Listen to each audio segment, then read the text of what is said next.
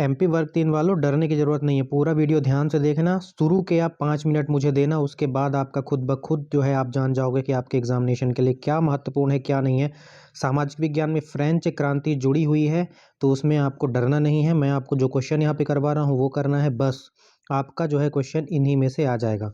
French क्रांति कब हुई थी? 1789 में हुई थी। देखिए क्या होता है कि यहाँ पर एक निरंकुश राजा होता है, उसका नाम क्या रहता है? लुई 16, लुई 16वां। लुई 16वां इस राजा का नाम रहता है, ठीक है। ये निरंकुश हो जाता है, मतलब कि ये डिक्टेटर टाइप का हो जाता है, तानाशाह टाइप का।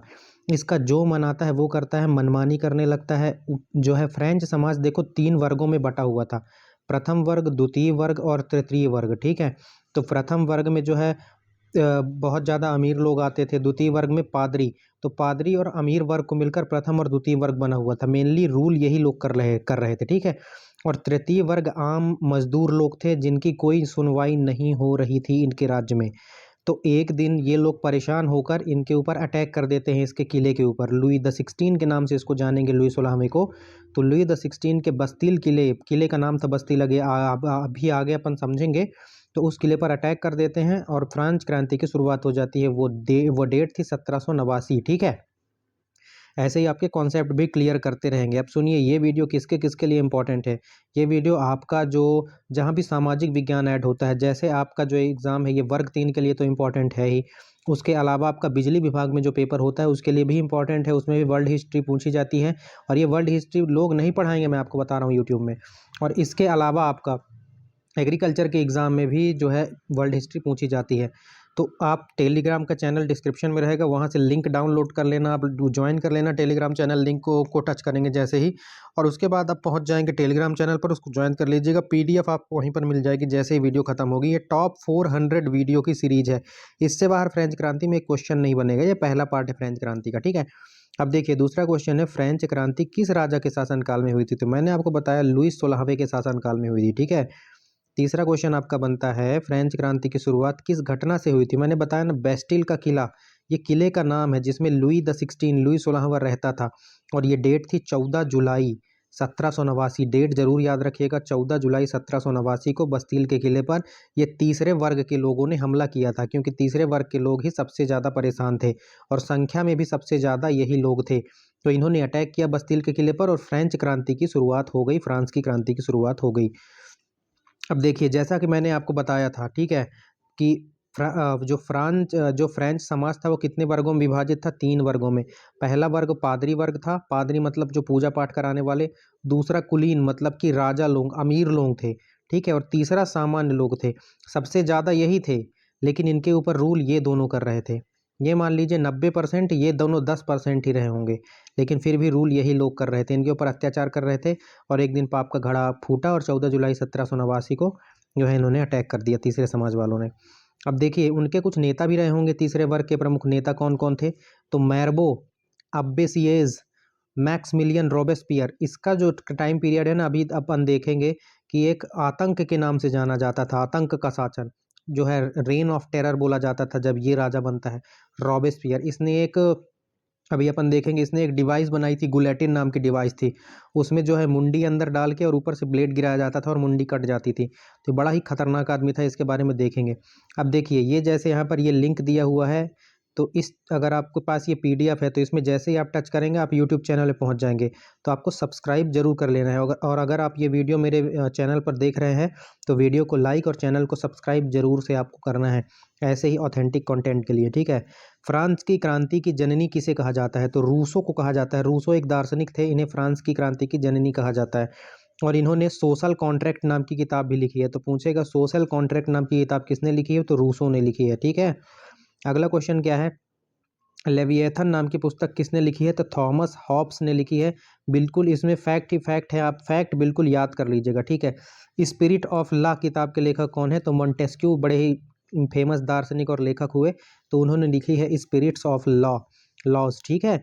इसके अलावा अगला क्वेश्चन है आपका डिक्लेरेशन ऑफ द, ये थोड़ा सा इसको जूम आउट करेंगे। अगला क्वेश्चन है आपका, declaration of the right of man and the citizen कब घोषित किया गया? 29 अगस्त 1789 को किया गया। तो ये डेट जरूर याद रखिएगा, कौन सा? Declaration of right of man and the citizen. मतलब यहाँ पर वुमेन की बात नहीं की गई है, तो जब इनको लुई द 16 से भी छुटकारा मिलता है ना, फिर भी महिलाओं को इन्होंने बराबर के अधिकार नहीं दिए थे। देखिए ना यहाँ पर लिखा हुआ declaration of the right of man and citizen, तो सिटीजन में भी ये वुमेन्स की बात यहाँ पर नहीं कर रहे थे। बेसिकली बात ये थी तो वुमेन्स को बहुत बाद में जो है समानता मिली हुई थी। फ्रांसीसी क्रांति का प्रमुख नारा क्या था? मोस्ट इंपॉर्टेंट लगा लीजिएगा, हजारों एग्जाम में आ चुका है। स्वतंत्रता, समानता, बंधुत्वता, लिबर्टी, इक्वलिटी और फ्रेटर्निटी। ठीक है, याद रखिएगा। और हमारे यहाँ भी अगर पूछता है कि भारतीय संविधान में स्वतंत्रता, समानता और बंधुत्वता कहाँ से लिया गया है, प्रस्तावना में जो जोड़ा गया है, तो फ्रांसीसी क्रांति से ही लिया गया है। बेस्टिल दिवस कब मनाया जाता है? तो बेस्टिल दिवस 14 जुलाई को मनाएंगे, क्योंकि 14 जुलाई को ही 1789 को बेस्टिल के किले पर हमला किया गया था। 1789 लिखा हुआ है ये, ठीक है। यहाँ पर देखिए लिखा जरूर मैंने है, वर्ग 3 के लिए इंपॉर्टेंट है, लेकिन ये उन सभी परीक्षाओं के लिए महत्वपूर्ण है जो जिनमें वर्ल्ड हिस्ट्री पूछी जाती है। अगला प्रश्न है, नेशनल असेंबली की स्थापना कब हुई थी? तो 20 जून 1789 को नेशनल असेंबली की स्थापना की गई थी। नेशनल असेंबली की स्थापना की गई थी, याद रखना ये डेट बहुत इंपॉर्टेंट है। नेशनल असेंबली के गठन की प्रतिज्ञा को क्या कहा जाता है? टेनिस कोर्ट शपथ कहा जाता है। क्या टेनिस कोर्ट शपथ इसलिए कहा जाता है क्योंकि सब लोग टेनिस कोर्ट में इकट्ठा हुए थे और उन्होंने नेशनल असेंबली के गठन के लिए जो यहाँ पे जो है धरना वगैरह दिया था, इसलिए इसको टेनिस कोर्ट शपथ कहा जाता है। तो पूछेगा टेनिस कोर्ट शपथ का संबंध किससे है? तो नेशनल असेंबली के गठन से है, ठीक है, याद रखना। अगला क्वेश्चन है आपका, मारिया एंटोनेट कौन थी? तो मारिया एंटोनेट लुई 16वें की पत्नी का नाम था मारिया एंटोनेट, याद रखना, ठीक है। अगला है, लुई 16वें को कब मृत्युदंड दिया गया था? तो ये क्या है, लुई 16वां जो है, अब इसको जब हटाए गए थे ना, तो पूरी तरह से नहीं हटाया गया था। लुई 16वां को जब बेस्टिल किले पर आक्रमण किए तो राजा बना रहने दिया गया था, ठीक है। लेकिन बोला गया था कि तुम राजा रहो, लेकिन अब हम भी वोट में बराबर के अधिकारी होंगे। पहले क्या है, प्रथम वर्ग और द्वितीय वर्ग को ज़्यादा वोटिंग राइट थे, तृतीय वर्ग को बिल्कुल भी वोटिंग राइट नहीं थे। तो क्या किया गया था, जब बेस्टिल किले पर हमला किया गया तो राजा जो लुई 16वां था, ये इस पर सहमत हो गया था कि अब तुमको भी बराबर के वोटिंग राइट्स वगैरह सब कुछ मिलेंगे और तुम्हारी भी प्रशासन में हिस्सेदारी रहेगी। लेकिन ये अंदर ही अंदर क्या करता था कि अपना जो पुराना पावर था उसको वापस पाने की कोशिश करता था। तो आसपास के राजाओं को मिलाने की कोशिश किया, तो क्या हुआ, एक बार युद्ध हुआ और ये हार गए, तो ठीक है। तो लुई द 16वें को फांसी की सज़ा फिर दी गई थी, और वो डेट याद रखिएगा, 21 जनवरी 1793 की वो डेट थी जब लुई द 16 को फांसी की सज़ा दी गई। फ्रांस को गणराज्य कब घोषित किया गया? ये डेट भी आप याद रखिएगा, 22 सितंबर 1792 को फ्रांस को गणराज्य घोषित किया गया। अगला है, मैंने बोला था ना, राइन ऑफ टेरर लिखा गया है, रूल ऑफ टेरर भी आप पढ़ सकते हैं, रूल ऑफ टेरर भी पढ़ सकते हैं। तो ये जो रॉबेस्पियर था ना, इसी के शासन को, जब ये 1793 से 1794 के टाइम पर था, तो रॉबेस्पियर के शासन को ही आतंक का शासन कहा जाता था, आतंक का शासन, ठीक है। अगला है, गुलेटिन क्या है? मैंने आपको बताया था ना, गिलेटिन पूछेगा आपसे, गिलेटिन क्या है? तो गिलेटिन है एक प्रकार का मृत्युदंड देने वाली मशीन। आपने देखा होगा ना, ऐसे जो है एक मशीन रहती थी, उसमें एक ऐसे ऐसे जगह बनी रहती थी, और ऊपर से ऐसे मुंडी ऐसे फंसाते थे लोगों का, ऊपर से ऐसे फिक्स कर देते थे, और फिर वो ब्लेड आएगी ऊपर से और खट्ट से मुंडी काट देगी, मुंडी इधर गिर जाएगी। वही ना मशीन थी गुलेटिन, ठीक है। और गिलेटिन की खोज किसने की थी? तो ये इन्हीं के नाम पर पड़ गया, डॉक्टर जोसेफ गिलेटिन ने खोजा था, इन्हीं के नाम पर पड़ गया। और जैकोबिन क्लब का प्रमुख नेता कौन था? तो यही मैक्समिलियन रॉबेस्पियर था, ठीक है, जिसके शासन को आतंक का शासन कहा जाता था। ये किस क्लब का था? याद रखना, जैकोबिन क्लब का था, ये जैकोबिन क्लब का था रॉबेस्पियर, ठीक है। अगला क्या है, डायरेक्टरी रूल की स्थापना कब हुई? 1795 में हुई थी डायरेक्टरी रूल की स्थापना। तो डेट जरूर याद रखेंगे। डायरेक्टरी शासन कितने सदस्यों का होता था? तो डायरेक्टरी शासन जो है 5 सदस्यों का होता था। पूरे एनसीईआरटी बेस्ड क्वेश्चन फैक्ट है इसमें, ठीक है। डायरेक्टरी शासन कब समाप्त हुआ? 1799 में डायरेक्टरी शासन समाप्त हो गया था। फ्रेंच क्रांति के दौरान महिलाओं का मार्च कब शुरू हुआ? महिलाओं का मार्च अक्टूबर 1789 में शुरू हुआ था, फ्रेंच क्रांति के दौरान, याद रखना। और महिलाओं का मार्च कहाँ से शुरू किया गया और कहाँ तक गया, अगर आपसे पूछता है, तो महिलाओं का मार्च पेरिस से वर्साय तक गया था, ठीक है, 1789 में ही, अक्टूबर 1789 में। किस महिला ने महिलाओं को संगठित किया था? तो ओलंप डी गॉज, याद रखना, इन्होंने महिलाओं को जो है संगठित किया था। ओलंप डी गॉज ने किस अधिकार की घोषणा की थी? तो इनके अधिकार का जो है नाम था, देखिए यहाँ पर वुमेन की बात की गई है, declaration of the right of women and the female citizen यहाँ पर लिखा गया है, क्योंकि वहाँ पर सिटीजन की बात की गई थी जिसमें मेल के राइट की बात ही की गई थी। तो ओलंप डी गॉज ने किया था declaration of the right of women and the female citizen, ठीक है, याद रह जाएगा। रॉबेस्पियर की मृत्यु कब हुई थी? इसको एक्चुअली में मृत्यु दंड ही दिया गया था जुलाई 1794 में। नेपोलियन बोनापार्ट ने सत्ता पर कब्जा कब किया? 1789 में। नेपोलियन बोनापार्ट एक जो है डिक्टेटर टाइप का था, लेकिन ये जो है बहुत ही महान शासक था, ठीक है। तो इसने अपने शासनकाल में जो है बहुत सारे युद्ध लड़े और बाहर के देशों को भी जीता, लेकिन ये हारा नहीं। तो भारत का नेपोलियन किसे कहा जाता है? भारत का नेपोलियन समुद्रगुप्त को कहा जाता है, ठीक है, याद रखना। भारत का नेपोलियन समुद्रगुप्त को कहा जाता है, जबकि उल्टा होना चाहिए ना, नेपोलियन तो अभी का है, समुद्रगुप्त हमारा बहुत पहले कर चुका है। तो नेपोलियन को बोलो ना कि ये जो है फ्रांस का समुद्रगुप्त है। तो अंग्रेज़ों ने हमारा ब्रेन वॉश ऐसा किया है कि ये अपने यूरोपियन लोगों को ज़्यादा भाव दिया है हमारे यहाँ, ठीक है। तो समुद्रगुप्त को हमारे बोलते हैं भारत का नेपोलियन, भारत का नेपोलियन, ठीक है। तो याद रखना, फैक्ट तो फैक्ट है। तो आपके एग्जाम में आएगा भारत का नेपोलियन किसे कहते हैं? समुद्रगुप्त लगा देना, ठीक है। फ्रेंच क्रांति कितने चरण में हुई थी? तो 3 चरण में, याद रखना। स्टेट जनरल का अंतिम सत्र कब बुलाया गया था? तो 5 मई 1789 को स्टेट जनरल का अंतिम सत्र बुलाया गया था। स्टेट जनरल में तीसरे वर्ग के प्रतिनिधियों को क्या कहा जाता था? जो तीसरे वर्ग के प्रतिनिधि हैं उन्हें कॉमन्स कहा जाता था, क्योंकि वो कॉमन पीपल थे। मैंने बताया था ना, वर्ग 1 पादरियों का, वर्ग 2 कुलीन लोगों का, और वर्ग 3 जो था वो कॉमन्स था, ठीक है, याद रखना। क्रांति की शुरुआत में सबसे पहले कौन सा कर हटाया गया था? तो टाइथ। क्रांति की शुरुआत में टाइथ नाम का एक कर था, जो कि एक चर्च लेता था, पादरी लोग लेते थे। ये टाइथ क्या था? एक कर था जो कि चर्च लेता था, उसको हटा दिया गया था। क्रांति के दौरान जनरल विल शब्द का प्रयोग किसने किया था? तो रूसों ने क्रांति के दौरान जनरल विल नाम का शब्द का प्रयोग किया था, याद रखना। और फ्रांस में प्रथम गणराज्य की स्थापना 1792 में हुई, देख चुके हैं।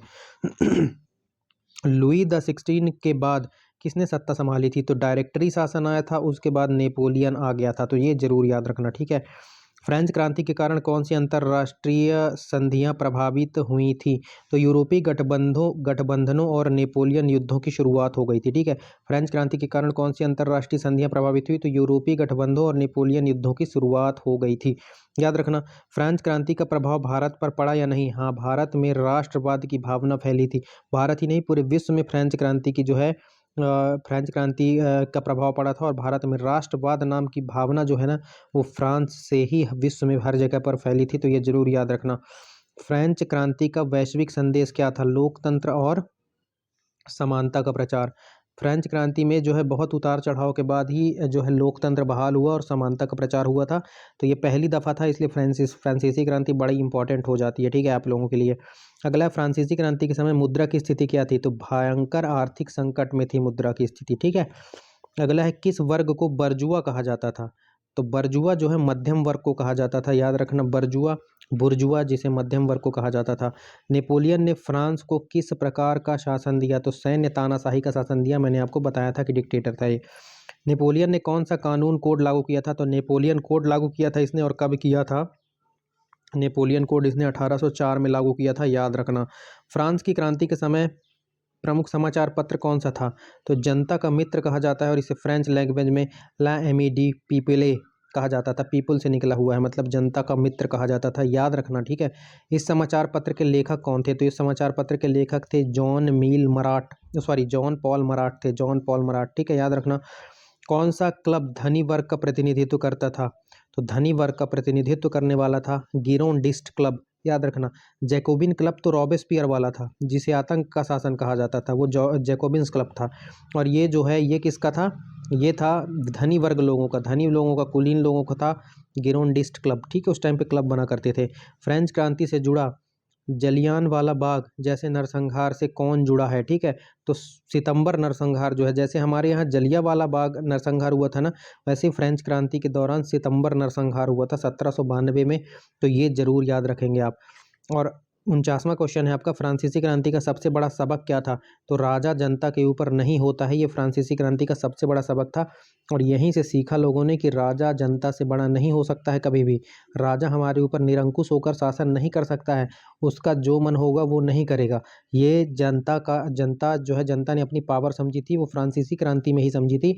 इसीलिए बड़ा इंपॉर्टेंट है और हर एग्जाम में इससे क्वेश्चन पूछे जाते हैं। और फ्रेंच क्रांति की प्रेरणा कहाँ से आई थी? तो अमेरिकन क्रांति फ्रेंच क्रांति से जस्ट पहले हुई थी 1776 में। तो अमेरिकन क्रांति से ही प्रेरित था फ्रेंच क्रांति। तो ये आपके 50 क्वेश्चन हुए हैं। तो ये पहला पार्ट था। इसी तरह 50-50 क्वेश्चन करके डेली आपको वीडियोस मिलते रहेंगे, क्योंकि ये पूरा 400 क्वेश्चनों का सेट है मेरे भाई। ये देखो 400 क्वेश्चनों का सेट है और एक से एक क्वेश्चन दिए गए हैं। तो ये पूरे सेट्स आपको मिलेंगे, उसके बाद नया टॉपिक शुरू करेंगे, ठीक है। और इतने डिटेल में आपको कोई नहीं बताएगा। टॉप 400 क्वेश्चन मैं आपको फ्रेंच क्रांति के करवा रहा हूँ, ये देखिए, और डेली के डेली आपको मिलेंगे, ऐसा भी नहीं। तो ये पार्ट फर्स्ट था, मिलते हैं पार्ट सेकेंड में। हमारे चैनल को सब्सक्राइब, वीडियो को लाइक ज़रूर कीजिएगा। मिलते हैं अगले वीडियो में। ये देखिए जो है 400वें नंबर का क्वेश्चन है, फ्रांसीसी क्रांति से मिली प्रमुख सीख क्या थी? तो जनता की शक्ति और लोकतंत्र की स्थापना। क्योंकि विभिन्न एग्जामों में क्वेश्चन रिपीट भी होते हैं, तो इस तरह से रिपीट होते हैं, वो थोड़ा सा वर्ड चेंज कर देते हैं, ठीक है। जनता की शक्ति और लोकतंत्र की स्थापना, ये फ्रांसीसी क्रांति से हमने सीखा था। ये 400वें नंबर का आपका प्रश्न हो गया था, ठीक है। तो वीडियो को लाइक, चैनल को सब्सक्राइब जरूर कर लेना। मिलते हैं अगले वीडियो में, तब तक के लिए जय हिंद, जय भारत। अगले पार्ट में मिलते हैं, क्योंकि जब ये इकट्ठा हो जाएगा ना, ये जब इकट्ठा हो जाएगा पूरा वीडियो, जैसे 5-6 वीडियो में ये पार्ट में इकट्ठा होगा, तो मैं इसका एक मैराथन वीडियो सबको ऐड करके भी आपके सामने परोस दूंगा, ठीक है। तो इकट्ठा वो 2-3 घंटे में, आप इसको 2 घंटे का वीडियो रहेगा, उसको रिवाइज भी आप कर सकते हो जाते टाइम, ठीक है। तो मिलते हैं अगले पार्ट में, तब तक के लिए जय हिंद, जय भारत। वर्ग 3 वालों, अगले 5 मिनट देना, फिर से आपको बहुत ही अच्छा कंटेंट देने वाला हूँ। पार्ट 2 है वर्ल्ड हिस्ट्री का, उसमें आपका जो फ्रेंच रेवोल्यूशन है उसका पार्ट ये सेकंड है। इससे पहले पार्ट फर्स्ट अपलोड हो चुका है, उसको ज़रूर देखिएगा, ठीक है। फ्रेंच रेवोल्यूशन सामाजिक विज्ञान का आपका एक टॉपिक जुड़ा हुआ है। 51वें नंबर का क्वेश्चन है, नेपोलियन बोनापार्ट किस द्वीप पर पैदा हुआ था? छपने वाला प्रश्न है, कोर्सिका द्वीप पर, याद रखिएगा, नेपोलियन बोनापार्ट का जन्म हुआ था, ठीक है। अगला क्वेश्चन है, फ्रांस की संसद को क्या कहा जाता था? फ्रांस की संसद को स्टेट जनरल कहा जाता था, ये जरूर याद रखिएगा। और कंटेंट आपको अच्छा लगेगा तो वीडियो को लाइक, चैनल को सब्सक्राइब जरूर करना है। टेलीग्राम का लिंक डिस्क्रिप्शन में रहेगा, वहाँ से टेलीग्राम आप ज्वाइन कर लीजिएगा, ठीक है। PDF आपको वही मिलेगी जब पूरी वीडियो सीरीज खत्म होने के बाद। चलिए अगला प्रश्न देखते हैं, कौन से वर्ग कर मुक्त थे? मतलब कर मुक्त कौन था? पहला और दूसरा। जो पहला वर्ग था पादरी वर्ग था, और दूसरा वर्ग था कुलीन वर्ग था, अमीर लोग थे। और तीसरे वर्ग के लोग जो है मजदूरों में आते थे, जो कि सबसे ज़्यादा सफ़र कर रहे थे। तो क्वेश्चन जरूर याद रखिएगा, तीसरे वर्ग के लोग कौन थे? तो तीसरे वर्ग में कौन कौन लोग आते थे? आपके किसान हो गया, मजदूर, व्यापारी हो गया और वकील, ये तीसरे वर्ग में आते थे, ठीक है। लुई 16वें ने किस सुधारक को वित्त मंत्री बनाया था? तो लुई 16वें ने किस सुधारक को वित्त मंत्री बनाया था? तो तुर्गो, या टुर्गो भी कहा जाता है, ये जो है लुई 16वें का वित्त मंत्री था। लुई 16वां कौन है? मैं सब पिछले वीडियो में बता चुका हूँ, पार्ट 1 देखना, तभी पार्ट सेकेंड में आना आप। बेस्टिल पर हमला क्यों किया गया था? देख चुके थे अपन, हथियार और बारूद लेने के लिए। बेस्टिल एक किला था जो कि राजा का किला था, तो स्वाभाविक सी बात है वहाँ पर जो है जो आर्सेनल आपके होते हैं हथियार बंदूक का, वहाँ पे स्टॉक भी रहा, तो उसको लूटने के लिए ही, हथियार और बारूद लेने के लिए बस्तिल किले पर हमला किया गया। और एक तरह से राजा को जो है सीधे सीधे तौर पर चुनौती दी गई थी। इसी तरह देखिए एक एग्जांपल देता हूँ, जैसे अंकल आपकी बॉल नहीं देते हैं ना, जैसे आप लोग गली में क्रिकेट खेल रहे हो, तो अंकल आपकी बॉल नहीं देते हैं ना, तो अंकल को आप डायरेक्ट नहीं मार सकते जाके, छोटे छोटे जो बच्चे रहते हैं, है ना, तो अंकल को डायरेक्ट वो नहीं मारते हैं, अंकल की कार फोड़ देते हैं, है ना, फोड़िए ओड़िएगा नहीं, ऐसे बता रहा हूँ। तो अंकल से डायरेक्ट बदला। इसी तरह से जो है राजा से डायरेक्ट लड़ना असंभव था भाई, तो इसीलिए इसको जो है चेताने के लिए पहली बार बस्तिल के किले पर ही हमला किया गया था, और वहाँ से हथियार और बारूद लूट लिए गए थे, याद रखिएगा, बड़ा इंपॉर्टेंट क्वेश्चन हो जाता है। ठीक है, बेस्टिल क्या था? एक किला था, एक किला और कारागार था। और बेस्टिल का प्रतीक क्या था? तो राजतंत्र का उत्पीड़न, ये बेस्टिल का प्रतीक था, याद रखिएगा, ठीक है। और अगला है, मैं राज्य हूँ, यह कथन किसके था? लुई 14वें का यह कथन था, लुई 16वें का नहीं था। मैं राज्य हूँ ये लुई 14वें का कथन था, जरूर याद रखिएगा। अगला क्वेश्चन है, क्लर्जी शब्द किस से जुड़ा हुआ था? तो पहला वर्ग जो पादरी वर्ग था ना, उसी से संबंधित था क्लर्जी। अगला है, एरिस्ट्रोक्रेसी कैसे कहते हैं? कुलीन वर्ग, मतलब बड़े अमीर लोगों का शासन ही एरिस्ट्रोक्रेसी कहलाती है। अगला है, मैक्सिमिलियन रॉबेस्पियर का अंत कैसे हुआ था? तो गिलेटिन से ही मृत्युदंड दिया गया था, सबको ये गिलेटिन से मृत्युदंड देता था, और इसकी मृत्यु भी गिलेटिन से हुई थी। और गिलेटिन क्या है मैं पिछले वीडियो में बता चुका हूँ कि दंड देने का एक ये जो डिवाइस था, जिसमें जो है मुंडी काटी जाती थी, ठीक है। अगला क्वेश्चन है, फ्रांसीसी क्रांति ने किस काल में सबसे अधिक मृत्यु हुई थी? तो आतंक का शासन, जो रेन ऑफ टेरर था ना, इसी रॉबेस्पियर के टाइम पर, उसी के टाइम पर। लिबर्टी, इक्वलिटी, फर्टिलिटी, ये किसके? फ्रांसीसी क्रांति का है, ठीक है, यहीं से भारत ने भी लिया है। अगला क्वेश्चन है, फ्रांस की क्रांति से पहले किस तरह का शासन था? तो निरंकुश राजतंत्र था, एब्सोल्यूट मोनार्की जिसे कह सकते हैं, ठीक है। निरंकुश मतलब उसके ऊपर कोई अंकुश नहीं, जो मन हो उसका वो करता था, एक आर्मी तानाशाह की जैसे था, ठीक है। आपका लुई 16वां। डायरेक्ट टैक्स कहा जाता था टाइल, जो टाइल आपका था ना, वो डायरेक्ट टैक्स था, याद रखिएगा, डायरेक्ट टैक्स। जैसे आपका इनकम टैक्स होता है ना, डायरेक्ट टैक्स होता है, उसी तरह से उस समय डायरेक्ट टैक्स होता था, टाइल।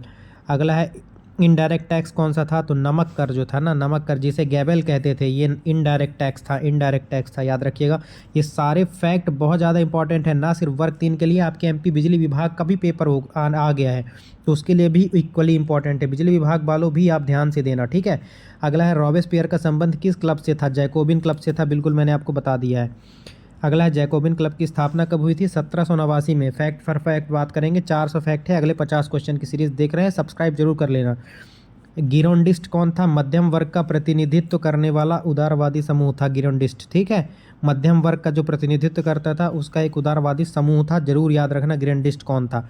मराठ कौन था? अगला क्वेश्चन है, तो क्रांतिकारी पत्रकार था, उसका नाम था मराठ, याद रखना। फ्रेंड ऑफ द पीपल अखबार का प्रकाशक कौन था? मराठ ही था। फ्रेंड ऑफ द पीपल अखबार का प्रशासक जो है कौन था? तो मराठी था, फ्रेंड ऑफ द पीपल अखबार का प्रकाशक। अगला क्वेश्चन है, कौन सी महिला क्रांतिकारी के रूप में प्रसिद्ध हुई थी? ओलंप टेगोस, मैंने बताया था पिछले वीडियो में ओलंप टेगोस के बारे में, ठीक है, जरूर देखिए। महिला अधिकारों की घोषणा किसने की थी? तो ओलंप टेगोस ने ही की थी। और मैं आपको गारंटी दे रहा हूँ, इन सब सब्जेक्ट पर जो है ध्यान नहीं देंगे, परंपरागत सब्जेक्ट आप पढ़ के चले जाएंगे और वर्ल्ड हिस्ट्री से क्वेश्चन आ गए, आपसे गारंटी है नहीं बनेंगे। जरूर वीडियो देख के जाइएगा पूरा। फ्रांस की पहली लिखित संविधान कब बना? 1791 में बना था। अगला है, संविधान 1791 किस प्रकार की सरकार स्थापित करता है? तो संवैधानिक राजतंत्र, कॉन्स्टिट्यूशनल मोनार्की स्थापित करता था, ठीक है। हालांकि इसमें बहुत बदलाव हुए थे, तो वो जो है डिटेल पढ़ने की अभी आवश्यकता नहीं है, आप फैक्ट जरूर याद रखिएगा। अगला क्वेश्चन है, 1791 के संविधान में कितने नागरिकों को वोट दिया गया था? तो केवल सक्रिय नागरिकों को, पुरुष करदाता, जो मेल लोग थे ना, मेल लोग, और सारे मेल नहीं, जो टैक्स देते थे सिर्फ उन्हीं को वोट देने का अधिकार था भाई। बाकी ना वुमेन को था, ना गरीब को था, ना किसी और को था। एक तरह से निरंकुश राजा समाप्त हुआ था, लेकिन जो है व्यवस्था में ज़्यादा सुधार नहीं हुआ था। निष्क्रिय नागरिक कौन थे? निष्क्रिय नागरिक मतलब जो वोट नहीं दे सकते थे, तो महिलाएं थी, गरीब थे, मजदूर थे, यही सब लोग थे। कौन से क्लब का झुकाव श्रमिक वर्ग की ओर ज़्यादा था? तो जैकोबिन क्लब का झुकाव श्रमिक वर्ग से था, और इससे संबंधित कौन था? रॉबेस्पियर, रेन ऑफ टेरर वाला मैं बता चुका हूँ। राष्ट्रीय सम्मेलन, नेशनल कन्वेंशन की स्थापना कब हुई? 1792 में हुई थी, याद रखिएगा, ठीक है। अगला क्वेश्चन है, राष्ट्रीय सम्मेलन ने क्या किया था? तो राष्ट्रीय सम्मेलन ने गणराज्य की घोषणा और राजा को मृत्यु दंड दे दिया था। ये घटना जरूर याद रखिएगा, ठीक है। अगला है, फ्रेंच क्रांति के दौरान कुल कितने संविधान बने थे? तो 3 संविधान बने थे, 1791 में, फिर इसमें सुधार करके 1793 में, फिर इसमें सुधार करके 1795 में, ठीक है। अगला है, सबसे लोकतांत्रिक संविधान कहाँ का है? तो 1793 वाला था सबसे लोकतांत्रिक संविधान। डायरेक्टरी शासन की समाप्ति कब और कैसे हुई? 1799 में नेपोलियन ने तख्ता पलट कर दिया था, और इसके बाद डायरेक्टरी शासन की शुरुआत हो गई थी। इसमें जो है 5 लोग हुआ करते थे, जो रॉबेस्पियर के बाद आए थे। रॉबेस्पियर जो है निरंकुश टाइप का हो गया था, तो उसको मृत्यु दंड दे के ये डायरेक्टरी शासन आया था, फिर इसको हटा के जो है नेपोलियन ने तख्ता पलट किया था, ठीक है। ये भी जो है आर्मी जो है तानाशाह था। कूप डीटा, कूप डीटा क्या है? कूप डीटा ये सत्ता पलट को कहते हैं, कूप डीटा, और जो कि नेपोलियन ने किया था, ठीक है। सत्ता पलट या तख्ता पलट को कूप डीटा कहा जाता है फ्रेंच लैंग्वेज में, जरूर याद रखना, एक से एक क्वेश्चन बनेंगे। कूप डीटा ऑफ 18 ब्रूमेर्स, ये किसने लिखा? तो नेपोलियन द्वारा डायरेक्टरी शासन का जब अंत किया गया था, तो इसे कहा गया था कूप डीटा ऑफ 18 ब्रूमेयर। मोस्ट इंपॉर्टेंट क्वेश्चन है, जरूर याद रखना, ठीक है। अगला क्वेश्चन देखते हैं अपन, नेशनल कन्वेंशन में महिलाओं की भूमिका क्या थी? नेशनल कन्वेंशन में महिलाओं की भूमिका, महिलाओं ने जनसभाओं में भाग लिया, लेकिन अधिकार सीमित थे, महिलाओं के अधिकार सीमित ही थे। मैंने आपको पिछली वीडियो में भी पूरी कहानी की तरह बताया था। पहला वीडियो बार बार बोल रहा हूँ, देख के ही दूसरा वीडियो देखना, तभी समझ में आएगा। फ्रेंच क्रांति के दौरान चर्च की भूमि किसे दे दी गई थी? तो किसानों और मध्यम वर्ग को दे दी गई थी फ्रेंच क्रांति के दौरान चर्च की भूमि। क्योंकि चर्च की भूमि को क्या कहते थे, मैंने पिछले वीडियो में बताया था, कमेंट सेक्शन में बताओ। नोट्स बना लेना, पीडीएफ चाहिए टेलीग्राम डाउनलोड कर लेना, जैसे ही ये सेट खत्म होगा मैं इसका पीडीएफ जो है टेलीग्राम पे डाल देने वाला हूँ, टेलीग्राम जरूर ज्वाइन करके रखना। और चर्च को राज्य के अधीन कब किया गया था? तो 1790 में। और सिविल कॉन्स्टिट्यूशन ऑफ क्लर्जी क्या था? ये चर्च पर राज्य का नियंत्रण जो होता था उसे कहा जाता था सिविल कॉन्स्टिट्यूशन ऑफ क्लर्जी। अगला है, फ्रेंच क्रांति के समय फ्रांस की जनसंख्या कितनी थी? लगभग 2.6 करोड़ थी, याद रखना। फ्रेंच की मुद्रा उस टाइम पे क्या थी? तो लिवरे थी, लिवरे। अभी तो यूरो चलती है, बर्तमान उस समय पर लिवरे थी, याद रखना। मोस्ट इंपॉर्टेंट क्वेश्चन है। फ्रांसीसी क्रांति से सबसे अमीर वर्ग कौन सा था? दूसरा वर्ग, जो कुलीन वर्ग जिसे कहा जाता था। सबसे अधिक जनसंख्या किस वर्ग की थी? तीसरे वर्ग की थी, मैंने बताया था, लेकिन इनका प्रशासन में प्रतिनिधित्व उतना ही कम था जितने ये जनसंख्या में ज़्यादा थे। नेपोलियन ने फ्रांस में शिक्षा के लिए क्या किया? स्कूलों और विश्वविद्यालयों की स्थापना की थी नेपोलियन ने शिक्षा के लिए। और भारत का नेपोलियन किसे कहते हैं? पिछले वीडियो में बताया था मुझे, आप कमेंट सेक्शन में बताइए। अगला प्रश्न है, नेपोलियन द्वारा बनाए गए प्रशासनिक सुधार को क्या कहा गया? तो नेपोलियन कोड कहा गया था। फ्रांस के कौन से पड़ोस देश क्रांति से प्रभावित हुए थे? तो इटली, जर्मनी, बेल्जियम आदि फ्रेंच की क्रांति से प्रभावित हुए थे, ये पड़ोसी देश थे। फ्रेंच क्रांति के दौरान कौन सा झंडा जो है अपनाया गया था? तो तिरंगा था। उसमें कलर कौन सा था? नीला, सफ़ेद और लाल, याद रखिएगा। अगला है, फ्रांस की क्रांति के प्रभाव से कौन सी विचारधारा का जन्म हुआ था? तो राष्ट्रवादी नेशनलिज्म विचारधारा का जो है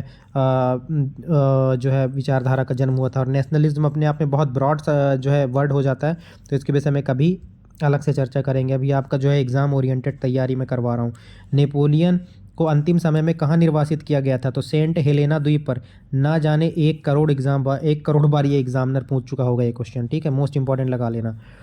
और बार बार बोल रहा हूँ भाई, ये PDF मिले तो इस पर क्लिक करके चैनल को सब्सक्राइब जरूर कर लेना। सर्च भी करोगे इस नाम से तो आपको चैनल मिल जाएगा। सब्सक्राइब करके सपोर्ट जरूर दिखाना भाई, मोनेटाइजेशन तक ऑन नहीं है अभी। अगला क्वेश्चन है, और ज़्यादा क्वेश्चन इसमें डिस्कस कर लेते हैं। फ्रांसीसी क्रांति के दौरान राज्य की आमदनी का मुख्य स्रोत क्या था? टैक्स। हर जो है शासक का मुख्य स्रोत जो है टैक्स ही होता है। फ्रांसीसी समाज में सबसे अधिक बोझ किस वर्ग पर था? तीसरे वर्ग पर, जो सामान्य जनता थी, मजदूर थे, किसान थे, इनके ऊपर, ठीक है। थर्ड एस्टेट इज़ एवरीथिंग, यह कथन किसने की दिया था? अब्बे सियेज ने दिया था। लिख लीजिएगा, छपेगा ये question. Third state is everything, यह कथन किसने दिया था? तो अब्बे सियेज ने दिया था।